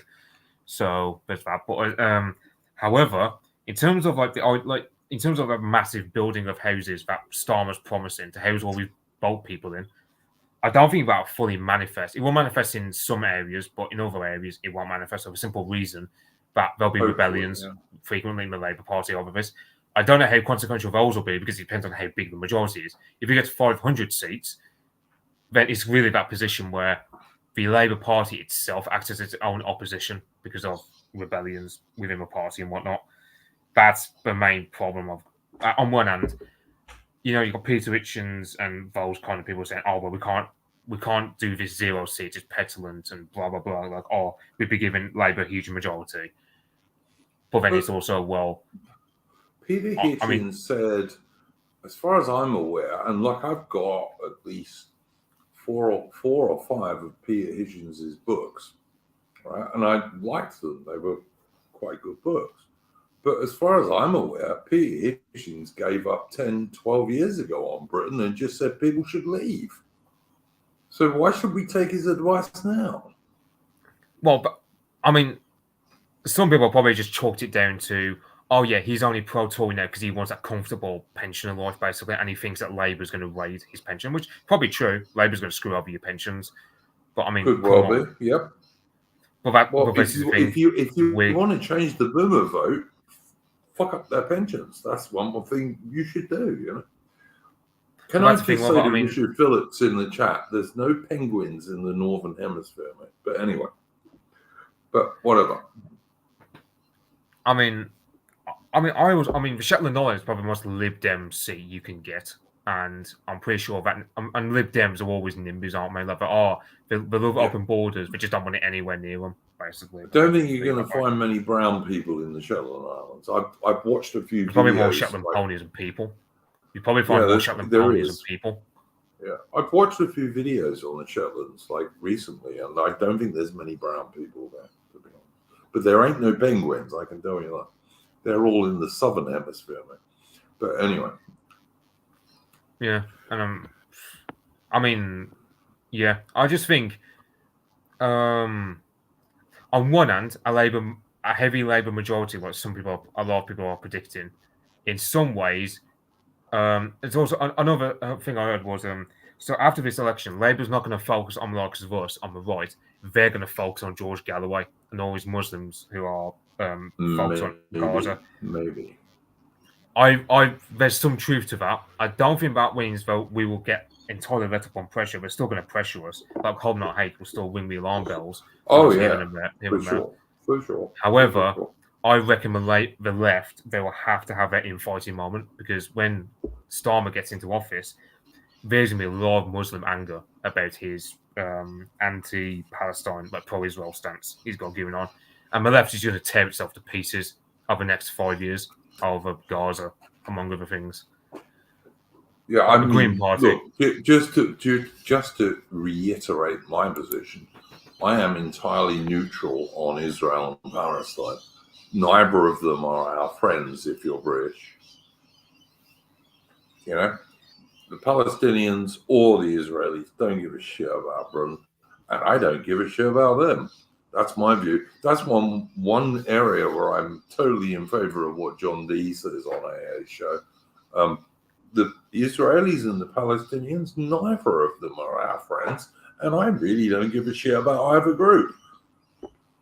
If I'm going to be perfectly honest, I don't. I don't care about either of them. They can kill each other as much as they like. Yeah, I hope that Maya Tusi fella who keeps saying British patriots featuring Israel flags all over the damn place.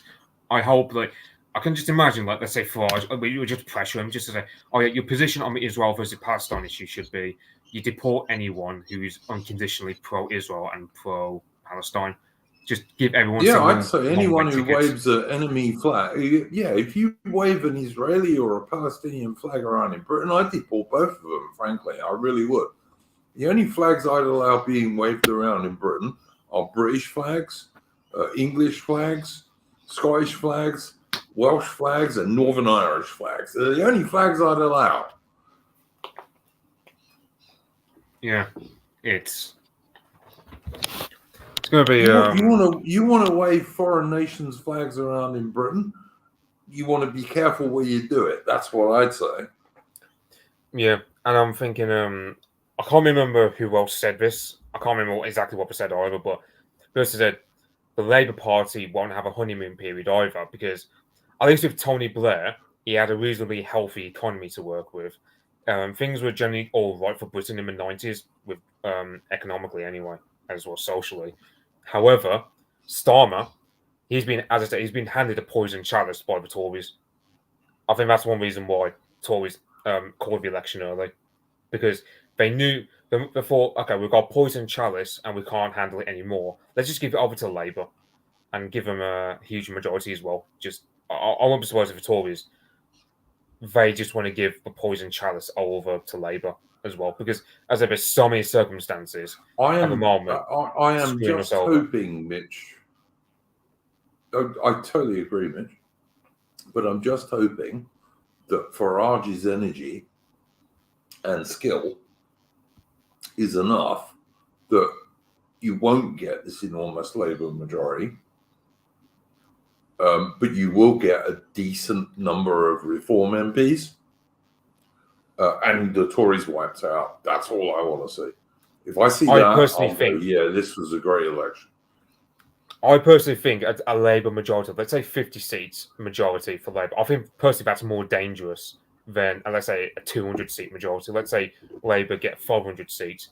In a way, Labour getting that huge majority in that way is less dangerous than, let's say, Labour having a majority of like 50, because they won't feel as bound to these Tory voters who were poached, or these formerly Tory constituencies they are predicted to poach if they have a small majority. If it's all centered around the urban areas, then they can just afford to screw over the countryside as much as they can.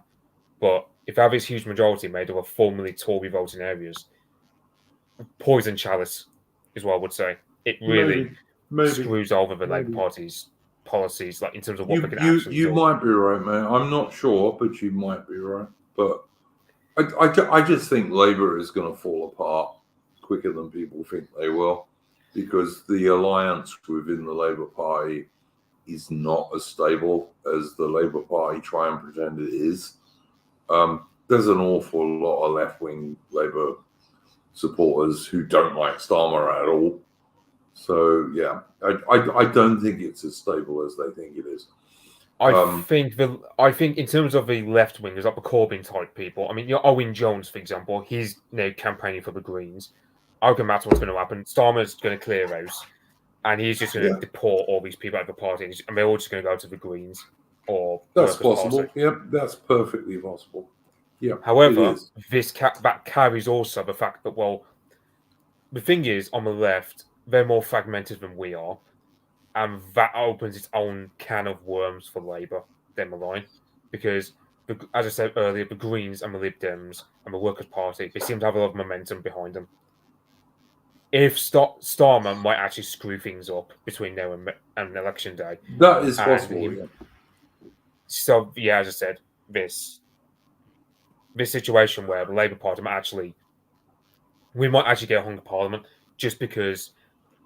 That's what I'd love to see, mate. I've got to say, I would, because then you're going to get an election much quicker than 5 years. And the danger for the Labour Party is that if Farage is elected, especially if he has a reasonable block of MPs behind him,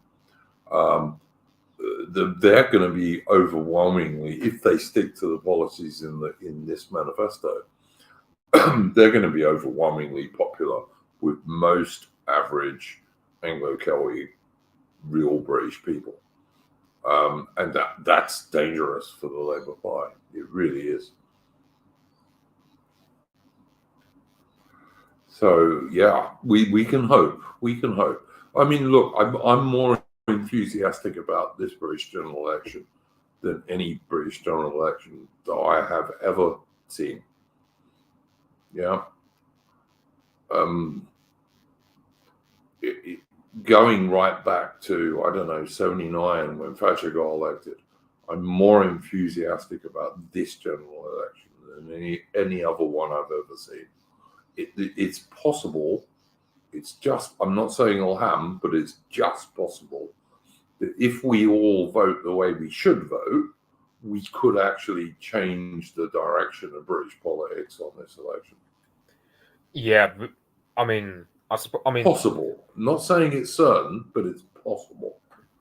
Well, I mean, going off my personal experience, things. I mean, I'm going off like I'm coming across like these boomer ex-Tory voters, like ex-Tory voters all across the shop, and they're all pretty much just singing from the same hymn sheet in saying they're not going to go back to the Tories. Like they've had it. They've had it. Like they've always held their noses. Like they held their nose back in 2019 because they thought, well, the thing is, Tories, Theresa May screwed them over, blah blah blah. But they voted because Brexit Party didn't stand and they wanted Brexit through. But this time round, there's just so much anger from these normally Tory voters. I just don't see how the Tory Party recovers from that. I really don't see how they. I so hope you're right, mate. I so hope you're right. I just don't, and it's just the way they left the country. I just don't see it, and it's not just that. So you have also reform. I think the main danger, though, with reform is so between this election and the next one, they've got to get their house sort of in order, like in the sense that they need to have sort of coherent philosophy, I suppose. I don't know. Yeah. Because I mean, yeah. Because they're very populist. They had to do this, Mitch. They had to do this very quickly. Farage came in at the last minute. The election was announced at the last minute. I mean, don't forget, the Conservatives could have sat there for another 8 months. They could have. But this was all a last minute thing. And you can't expect them to sort this out in like 2 weeks to the next election. They just can't. So I'll give them the benefit of the doubt. I will say Richard Phillips makes a good point here. And I'm going to give Nigel Farage some advice if he wants to take it. Britain owns a brilliant island in the middle of the Atlantic Ocean called Ascension Island. It's a military base. And there are no indigenous people who live there. and the only wildlife is around the coast. It's seabirds and fish and stuff like that. Britain should set up a huge camp with barbed wire, but also with nurses and doctors and teachers. And every single illegal immigrant who arrives in Britain should be immediately sent to this camp on Ascension, where they should stay until they're deported. And I guarantee if they did that, all of those boat people coming across the channel, which is not the major problem. The major problem is really the illegal mass immigration, don't get me wrong, which I am happy to say Nigel Farage is now talking about. But the illegal boat people should all go there. And I guarantee those boats would stop within 3 or 4 months of that camp being set up on Ascension Island, which is a great place to do it because it's a kind of desert island in the middle. It's quite big, but it's a desert island in the middle of the Atlantic Ocean. There's no indigenous population, and the only wildlife that matters there is around the coast. So you build the camp in the middle so you don't affect the seabirds or anything like that. And every single of these boat people who arrive every day now across the channel, all of them should go straight there. And I bet you within 3 months they'll stop. They just won't come anymore.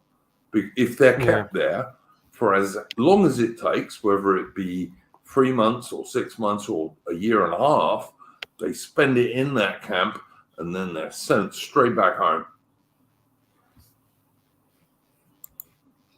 Yeah, that's what I do. And that's my free advice to Nigel Farage if he gets power. Do it. But look, I just think we have a slight fighting chance now that even 2 months ago we didn't have. Because Farage has moved the Overton window so far on immigration. But not just on immigration. He's moved the Overton window on the Ukraine war. He's moved the Overton window on the net zero nonsense. He's moved the Overton window on getting out of the World Economic Forum.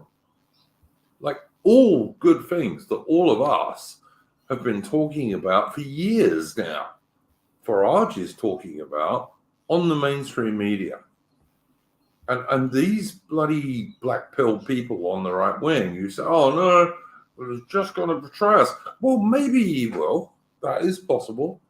But at this stage, what the fucking hell do we have to lose? Excuse my language. That's my view. Yeah, I said like those people, as I said on that stream with Morgoth, like, and Owen in the chat, like, profoundly unserious people. I just don't. No, I suppose this is one good thing also about this election. It separates the wheat from a chaff, in a sense. But if you, like, you know, people who are just going to stay at home and just complain, you better pray when Labour gets in, and I'm thinking, well, Labour's going to get in anyway. But also, it's just Which I just felt like we need. Apostolic Majesty said the best result would be only Farage as an MP, and I'm thinking, to be fair, even if let's say you have like 20 odd or 30 odd or whatever, that's a block. You just know that Farage would control it as an SNP size party. Yeah, he'll run it. If Farage gets in and he's got say 30 MPs, he will run what people are saying. Yeah, that's the thing. Like he will just say you. Yeah, that's the thing. He is very. I mean, there's a reason why the Reform Party structure is almost like a dictatorship in some ways because Mitch, he doesn't want to deal with it. Forgive me. Do we not always on the right? How often do we talk about Caesars and so on? How often on the right do we talk about a modern Caesar or something like that? But I mean, when you get someone who could possibly be that, they slag him off, you know. I mean, I can see both sides of the debate because on one hand you got Homeland Party who say they want to avoid personality cults like you had with Trump. there's a fair point to that, but then it's also, as you Not said, going to give the you a adversarial Caesar, is figure. it, mate? Is Well, then it's not also, avoiding personality cults is not going to give you a Caesar. I got to tell you guys. it's like I can see both points of view. Like on one hand, you can't. I mean, Jonathan Bowden also said in a speech where he said, "Oh yeah, you can't trust a political party where it's almost like a dictatorship rather than a democracy." And it's like, well, I can see where he's coming from, but it's also, I mean, we saw what happened with UKIP with the NEC, where, oh yeah, democracy just results in Tory types torpedoing the party because they don't want to let the more radical types get a touch of a helm. So it's one of those things where it's really like, on one hand, there are validities to both points of view. On one hand, on one hand, party democracy can be valid in some instances, but then it's also, well, you also need a Caesar-like figure as well for the right. But then that lends itself to possible chance of a personality cult where it kind of screws you over in some ways. The only thing I would say, right, is that, people compare Farage to Trump, for example. I think Farage is a bit brighter than Trump, to be honest. But of course, I'm biased. I am biased, and Farage is an Englishman like myself. So, but I think he's maybe a bit brighter than Trump. Yeah, I suppose it depends. I mean, there's that clip going around. I think Robin Hood UKIP YouTube channel posted where it's like, oh yeah, Farage. He was saying, oh well, he does have that sense of political sense of you can't go too far, you can go slightly far ahead of where people are and bring them with you, but you can't go too far ahead. Like at the moment, we're governed by gay race communism. No, you can't just no. But straight. Farage has gone ahead of a lot of normies. Mitch, would you not agree that Farage has gone ahead of quite a few normies? No, my point is, like, so you get some people on the right on our sphere who go like, "Oh, we can't support Farage because he's too moderate. What we need to do is have some like Steve Law's character where we think we can go from gay race communism to Steve Laws. based white ethno state." Yeah, I love Steve Laws. I love Horus. But they're not running, and they're not going to. Well, Steve Laws is running down in Dover for English Democrats, so that's the only nationalist candidate we've got going at the moment is Steve Laws down in Dover. Well, fine. And if I lived in Dover, I'd probably, or if I had my property in Dover, I'd probably vote for him. But Yeah, but my point is, you get some people on the right who just don't have that sense of pragmatism, but just think we can go from gay race communism to based white ethno state, chucking out brown people within 5 minutes, and so that's not the way things work. We have to do incremental types. Yeah, never gonna happen, mate. You've got to move the Overton window. Yeah, and that's why Farage is doing that. Farage is doing that. Yeah, that's why we need. Mitch, have you ever been to Clacton? Have you ever been to Clacton? If I have, I don't remember, so I'll say no. All right. Well, I've been to Clacton, and there's people asking in the chat what it's like, and I kind of think Sonny Jim is pretty right on this. He says it depends on what you mean by nice. Clacton is less diverse but less genteel than Brighton. I wouldn't say it was a lot less genteel than Brighton, to be honest, Sonny Jim. But yeah, it's a perfectly nice place to visit. It's a nice, like, traditional it's kind of like Blackpool, English seaside resort. Yeah. It's kind of similar to Blackpool, but I've heard Blackpool's had a bit of diversity in witching, apparently over the past 5 years. So yeah, all right. I don't know. Okay, I'm just going to go on this because I have been to Clacton a couple of times actually. Richard Phillips says Sonny Jim means Clacton is a bit rough. I don't think he does actually, mate. I think you could take your family to Clacton, and you almost certainly wouldn't have any problems with anybody, unless you're an arsehole, of course. But if you're going to be an arsehole, you'll have problems anywhere you go. But no, I don't think it is. I wouldn't describe Clacton as rough, to be honest. Really, I wouldn't.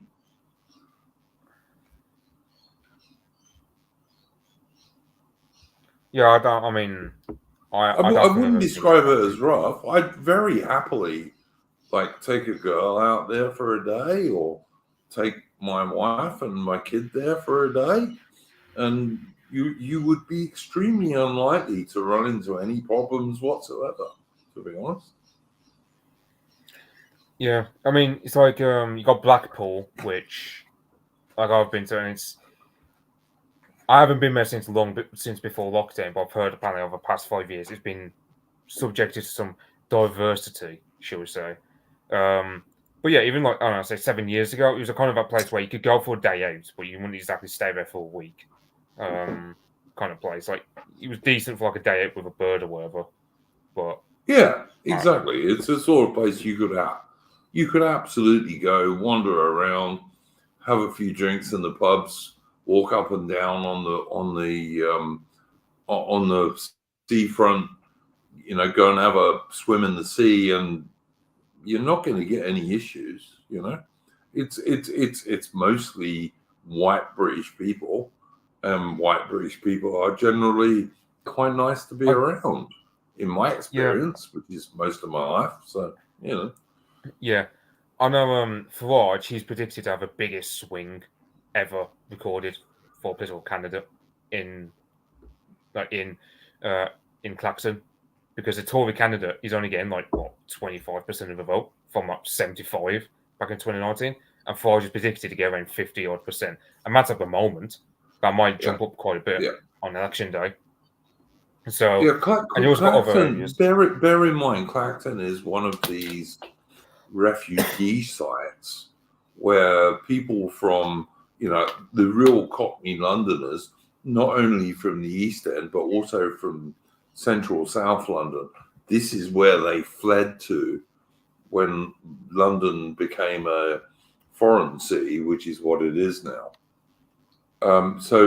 And you know what? I grew up in inner South London. Like I could walk to Tower Bridge in less than 5 minutes when I was a little kid. And you know what? Women and kids almost never got any issues in that area. And the only time if you were a bloke you get issues is if you were being a complete prick, basically. Then you might if you're a bloke. But women and kids, no, totally safe.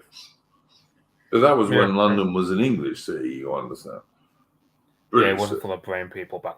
Exactly. There weren't guys going around who wanted to rape women and children and knife you, basically. Yeah, and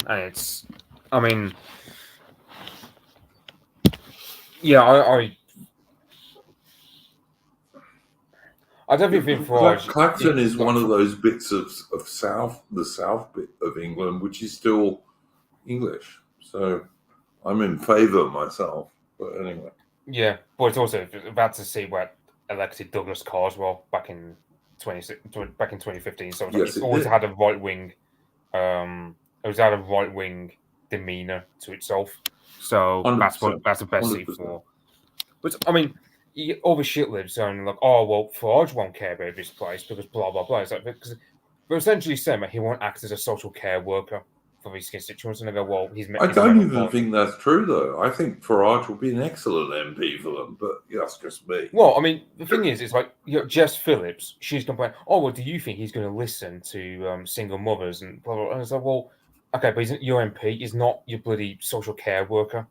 So a lot of the people that claiming Farage won't do as an MP, well, you shouldn't be doing it anyway as an MP to begin with, because that's just not the stuff you do as an MP. Like you're there to represent your constituents. You're not there to.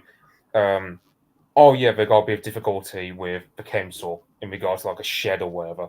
Well, what's an MP going to do about that? You go to the council, or totally you don't go to you don't go to an MP about that. So all these shitlib morons, they're really tossing the kitchen sink at Farage over this. I totally agree, mate. I do. Look, my family ended up in Bognor Regis, for God's sake. Also from central London, but it was getting away from the diversity.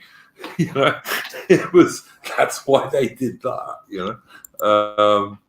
But yeah, there's quite a lot of seaside resorts in the south of England which are very much like that.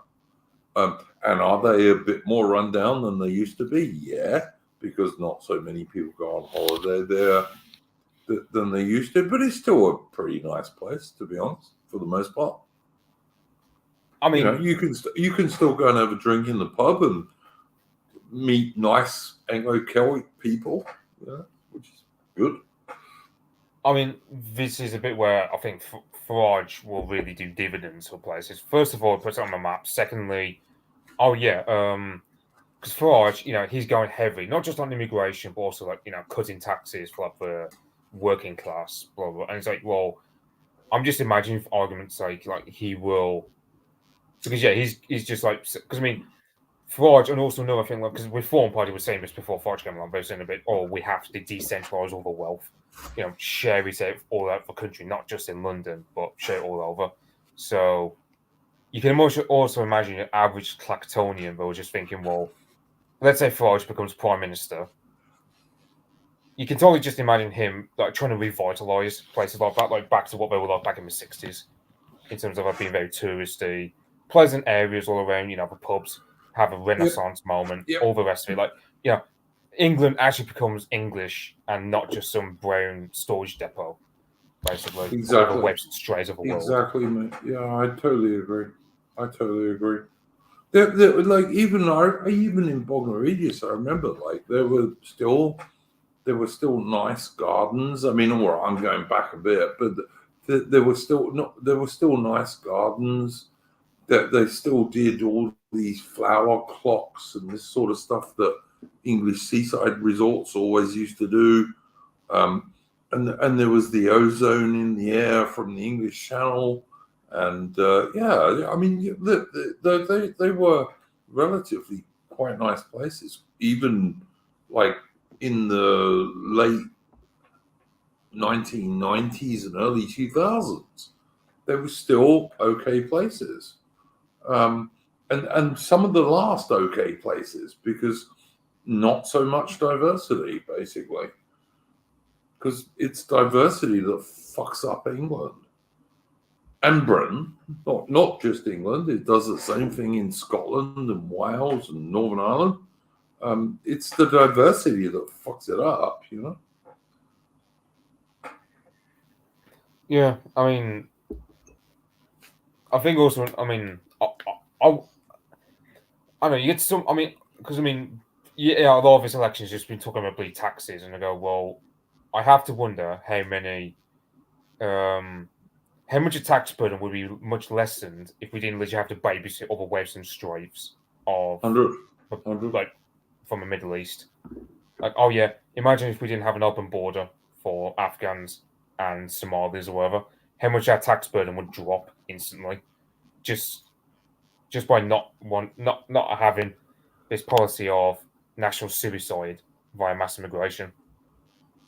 So I tell you, Mitch, I tell you, when I was a little kid, all right, and I'm an old bastard, all right, but when I was a little kid, my family used to go on holiday to Swell Cliff, which is near Herne Bay, yeah, and we used to stay in a chalet, which is a little wooden hut type thing.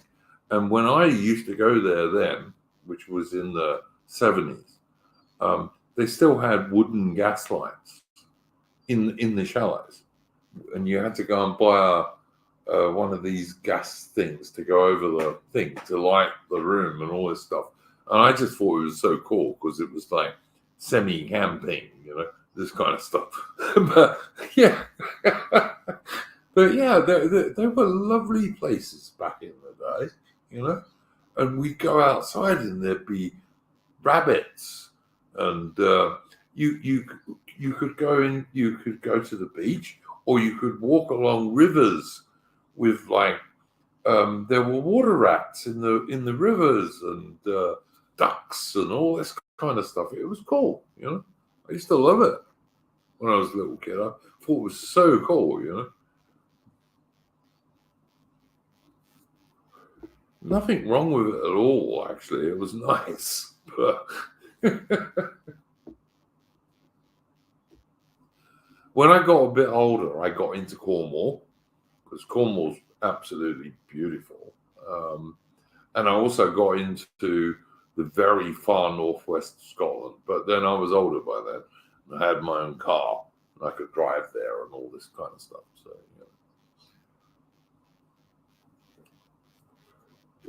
But there's loads of great places in Britain. And yeah, Clacton is a long way from one of the worst places in Britain. Very, very long way from one of the worst places in Britain.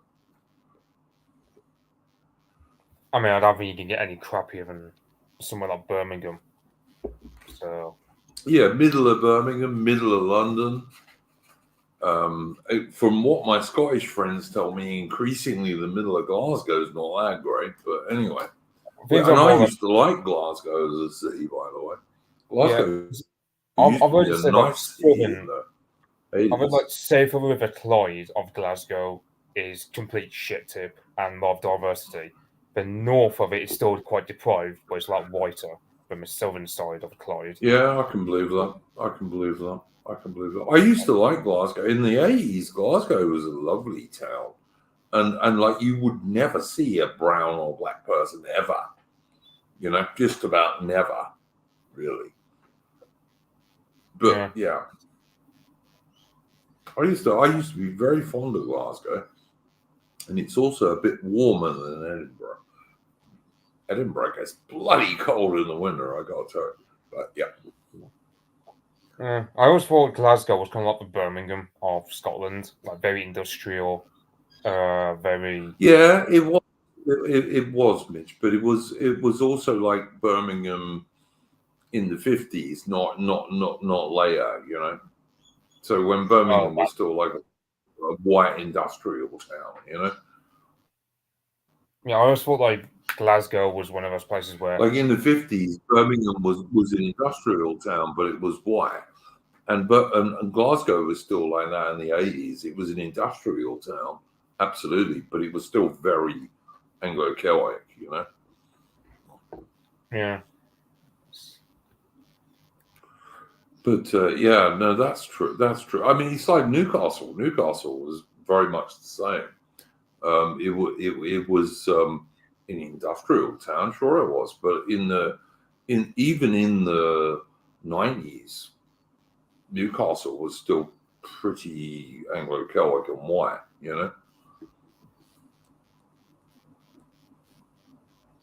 Mighty Bozak, I would agree with you in Minecraft. Yes, in Minecraft.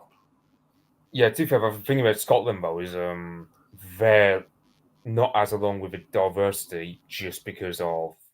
I mean, the SNP would love to open up the borders if they had control over that issue, but I mean, Scotland aren't as diverse. Yeah.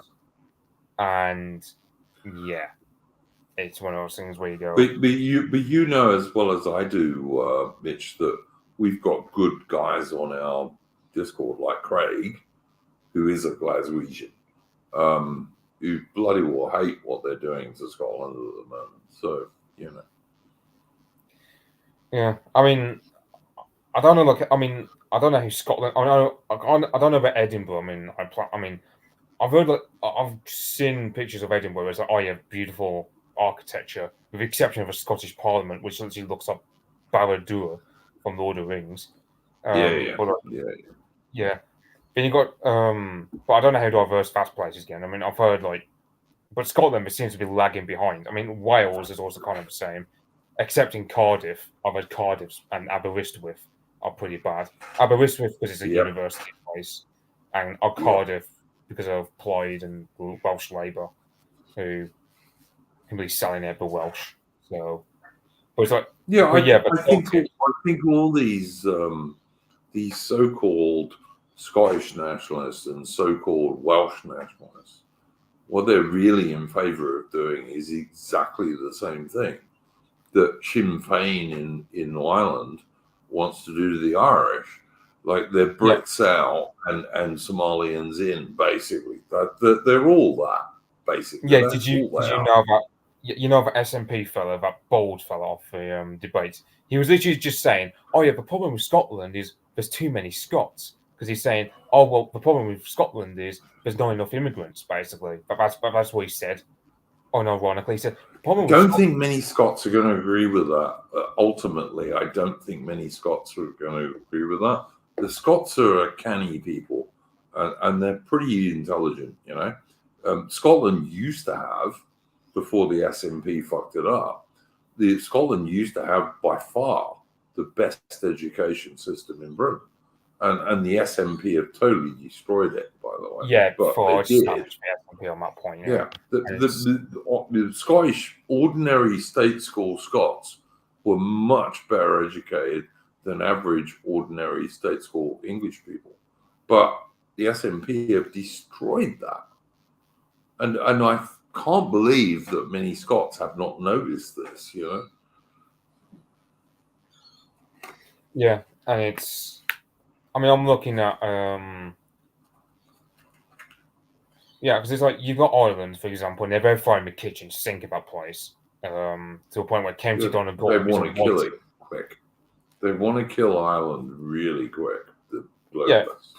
Yeah, it's like you've got County Donegal is the whitest county in the Republic at 86% white. And by white, of course, I mean native Irish. I don't mean all the white people, including like Polish and whatnot, but like native Irish, yeah. They really are fine with kitchen sink Ireland. And I'm thinking, I don't know how organised the nationalists are over there because there's a bit of nationalistic They seem infighting. to be doing quite well, Mitch. I think the nationalists in Ireland seem to be doing quite well. Yeah, but they've got too I'm much not infighting. sure, but they seem to be. They've got too much infighting now because you've got Justin Barrett, Clan Erin, with his Clan Erin outfit, but he's infighting against a national party led by, oh, what was his name?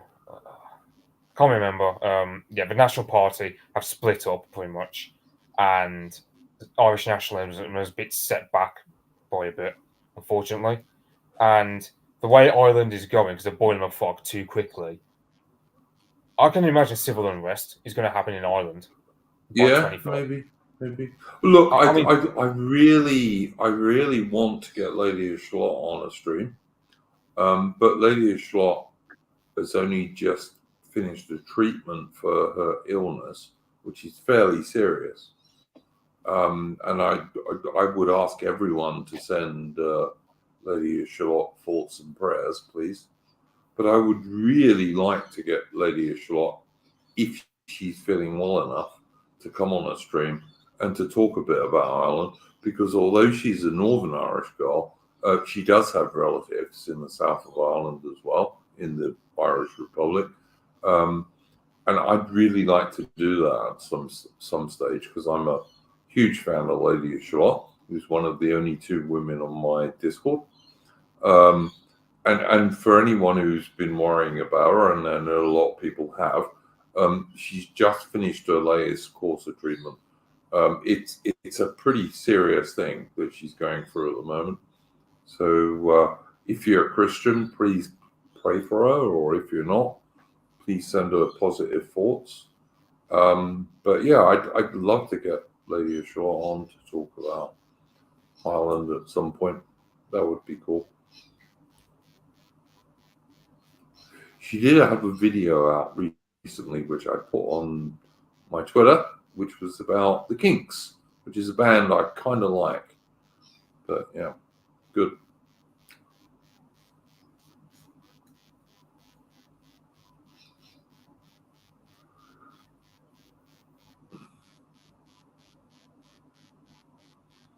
Anything else you wanted to talk about, Mitch? I'm trying to think now. I can't. I heard some nice dogs in the background of your stream earlier. Was it? Were they your dogs? Half the barking was, half the other barking was other dogs, local. No, that's all right, mate. You're lucky. I haven't got a dog at the moment, so you're lucky that you've got dogs.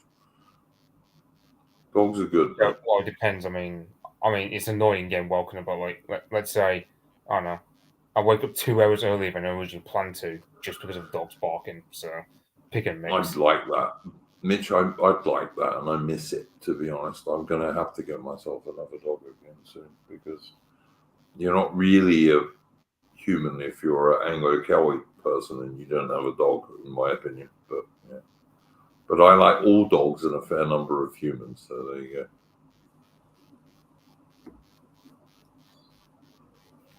Yeah. Dogs are cool. Dogs are cool.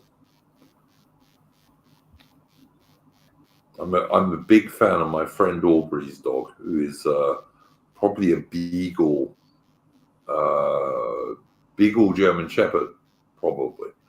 But he lost an eye recently. He had to have an operation because he got a hole in his eye.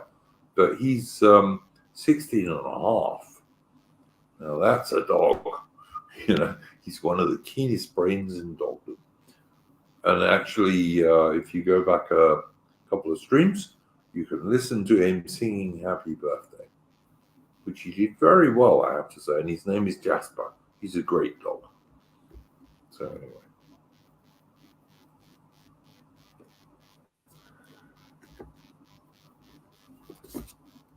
Very, very good dog. He's also very handsome, by the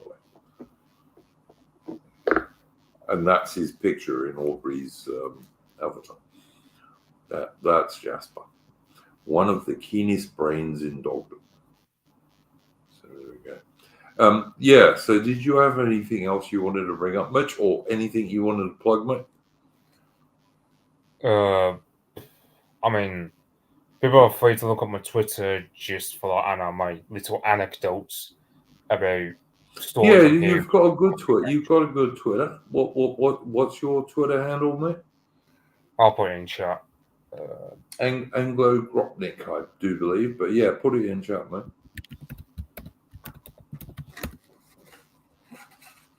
I sometimes do retweet Mitch's stuff. He's a good young English dude. He's a good bloke. So yeah, go and follow him on Twitter. So yeah, I look. All I would say is, I just think everything's a little bit more hopeful because of Farage, really. Yeah. The only thing that will blackpill us, if it actually does happen, which I don't think it'll happen as much this time. I think it's what happened with some boomers, where at the last minute they'll vote Tory to ward off Labour. If that happens, I don't think that'll happen, mate. I don't. I think that the so-called air quotes conservatives have so destroyed their base and so betrayed their base that I think only the most abject boomers are going to do that. See, I'm seeing like all these polls saying there's like 15% of the population, or like between 15 to 20% of the population voting Tory, and I'm thinking to myself, and some of these polls, by the way, under subscribe to the idea of reform surging, because I'm sorry, the momentum on the ground, reform are doing a lot better than some of these polls suggest. So I've already got my complaints with some of these polling companies. But yeah, I just think I have to wonder. I wonder if it's something like they're trying to manufacture this idea of the Tories doing better than they actually are to get people back to voting Tory rather than voting. I would suspect that is likely to be true. I mean, I don't know, but I suspect it would be true. Because that's what I would do if I was a scumbag and supporting the so-called conservatives. Yeah. Yeah, because that's probably right about that.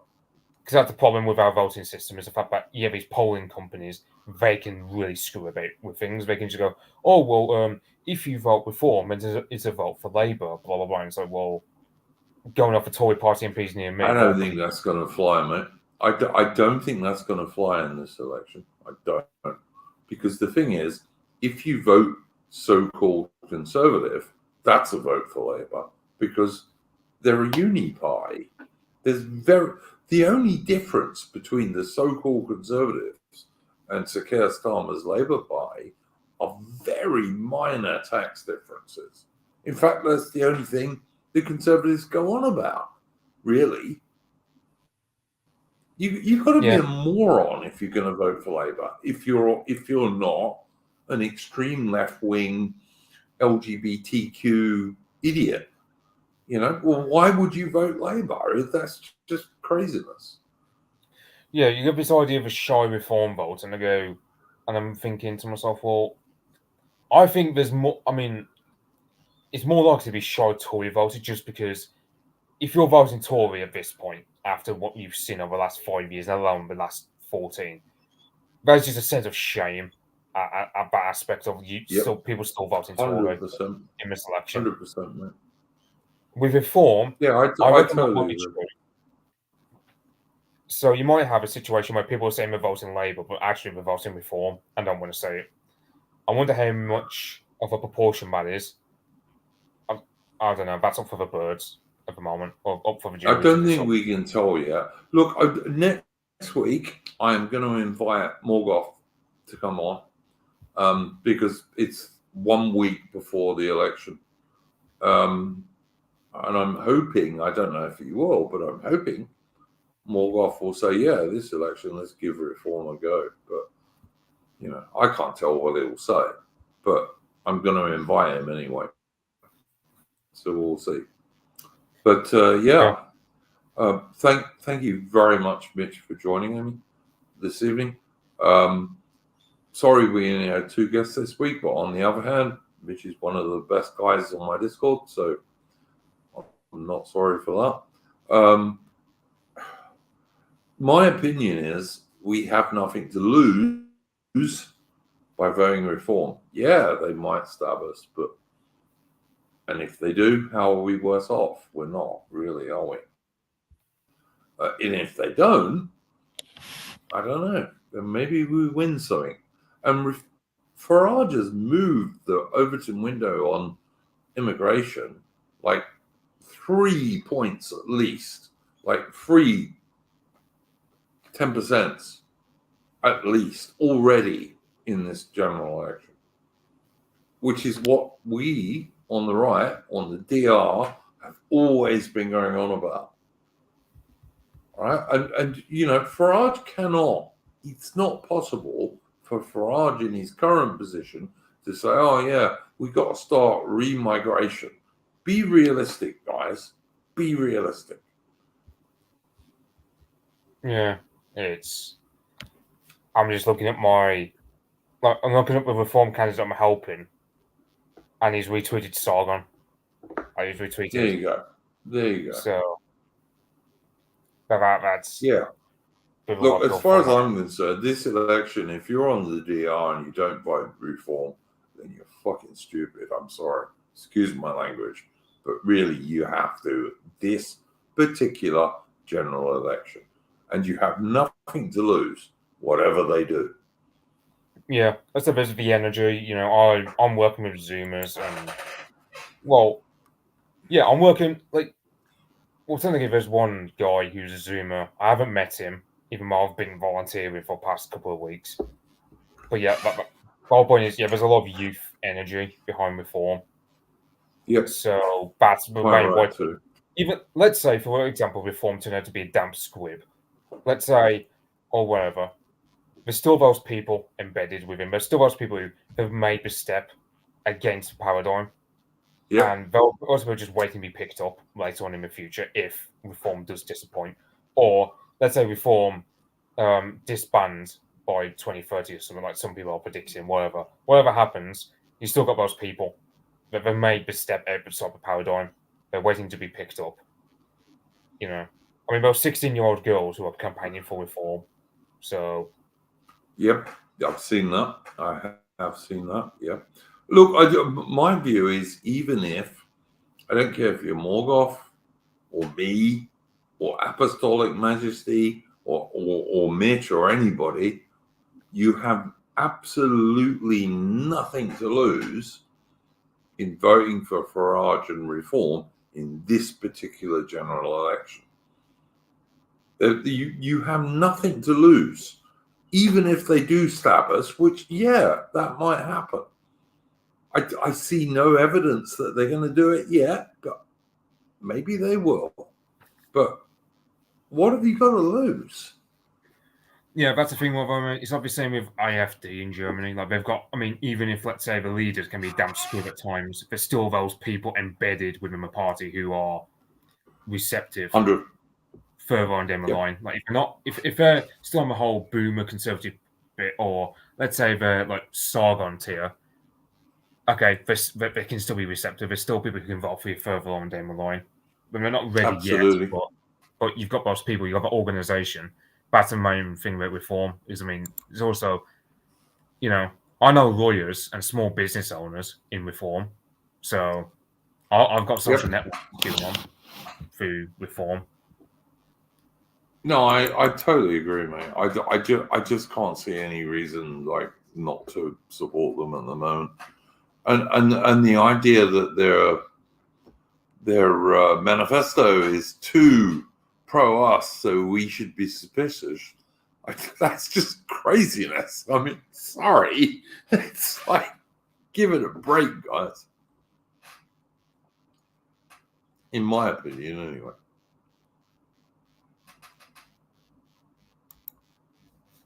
Yeah. That's just me, though. But whatever. I'm just checking entropy, guys. Not that I ever get any super chats these days, but I always check it just in case I do. There you go. All right, guys, thank you very much for joining us. We will see you next week. I am going to invite Morgoth on the stream next week, although I have no idea if he'll be free to join us, but I will try. Go on. Never let the bastards grind you down. And at this particular stage, please vote reform.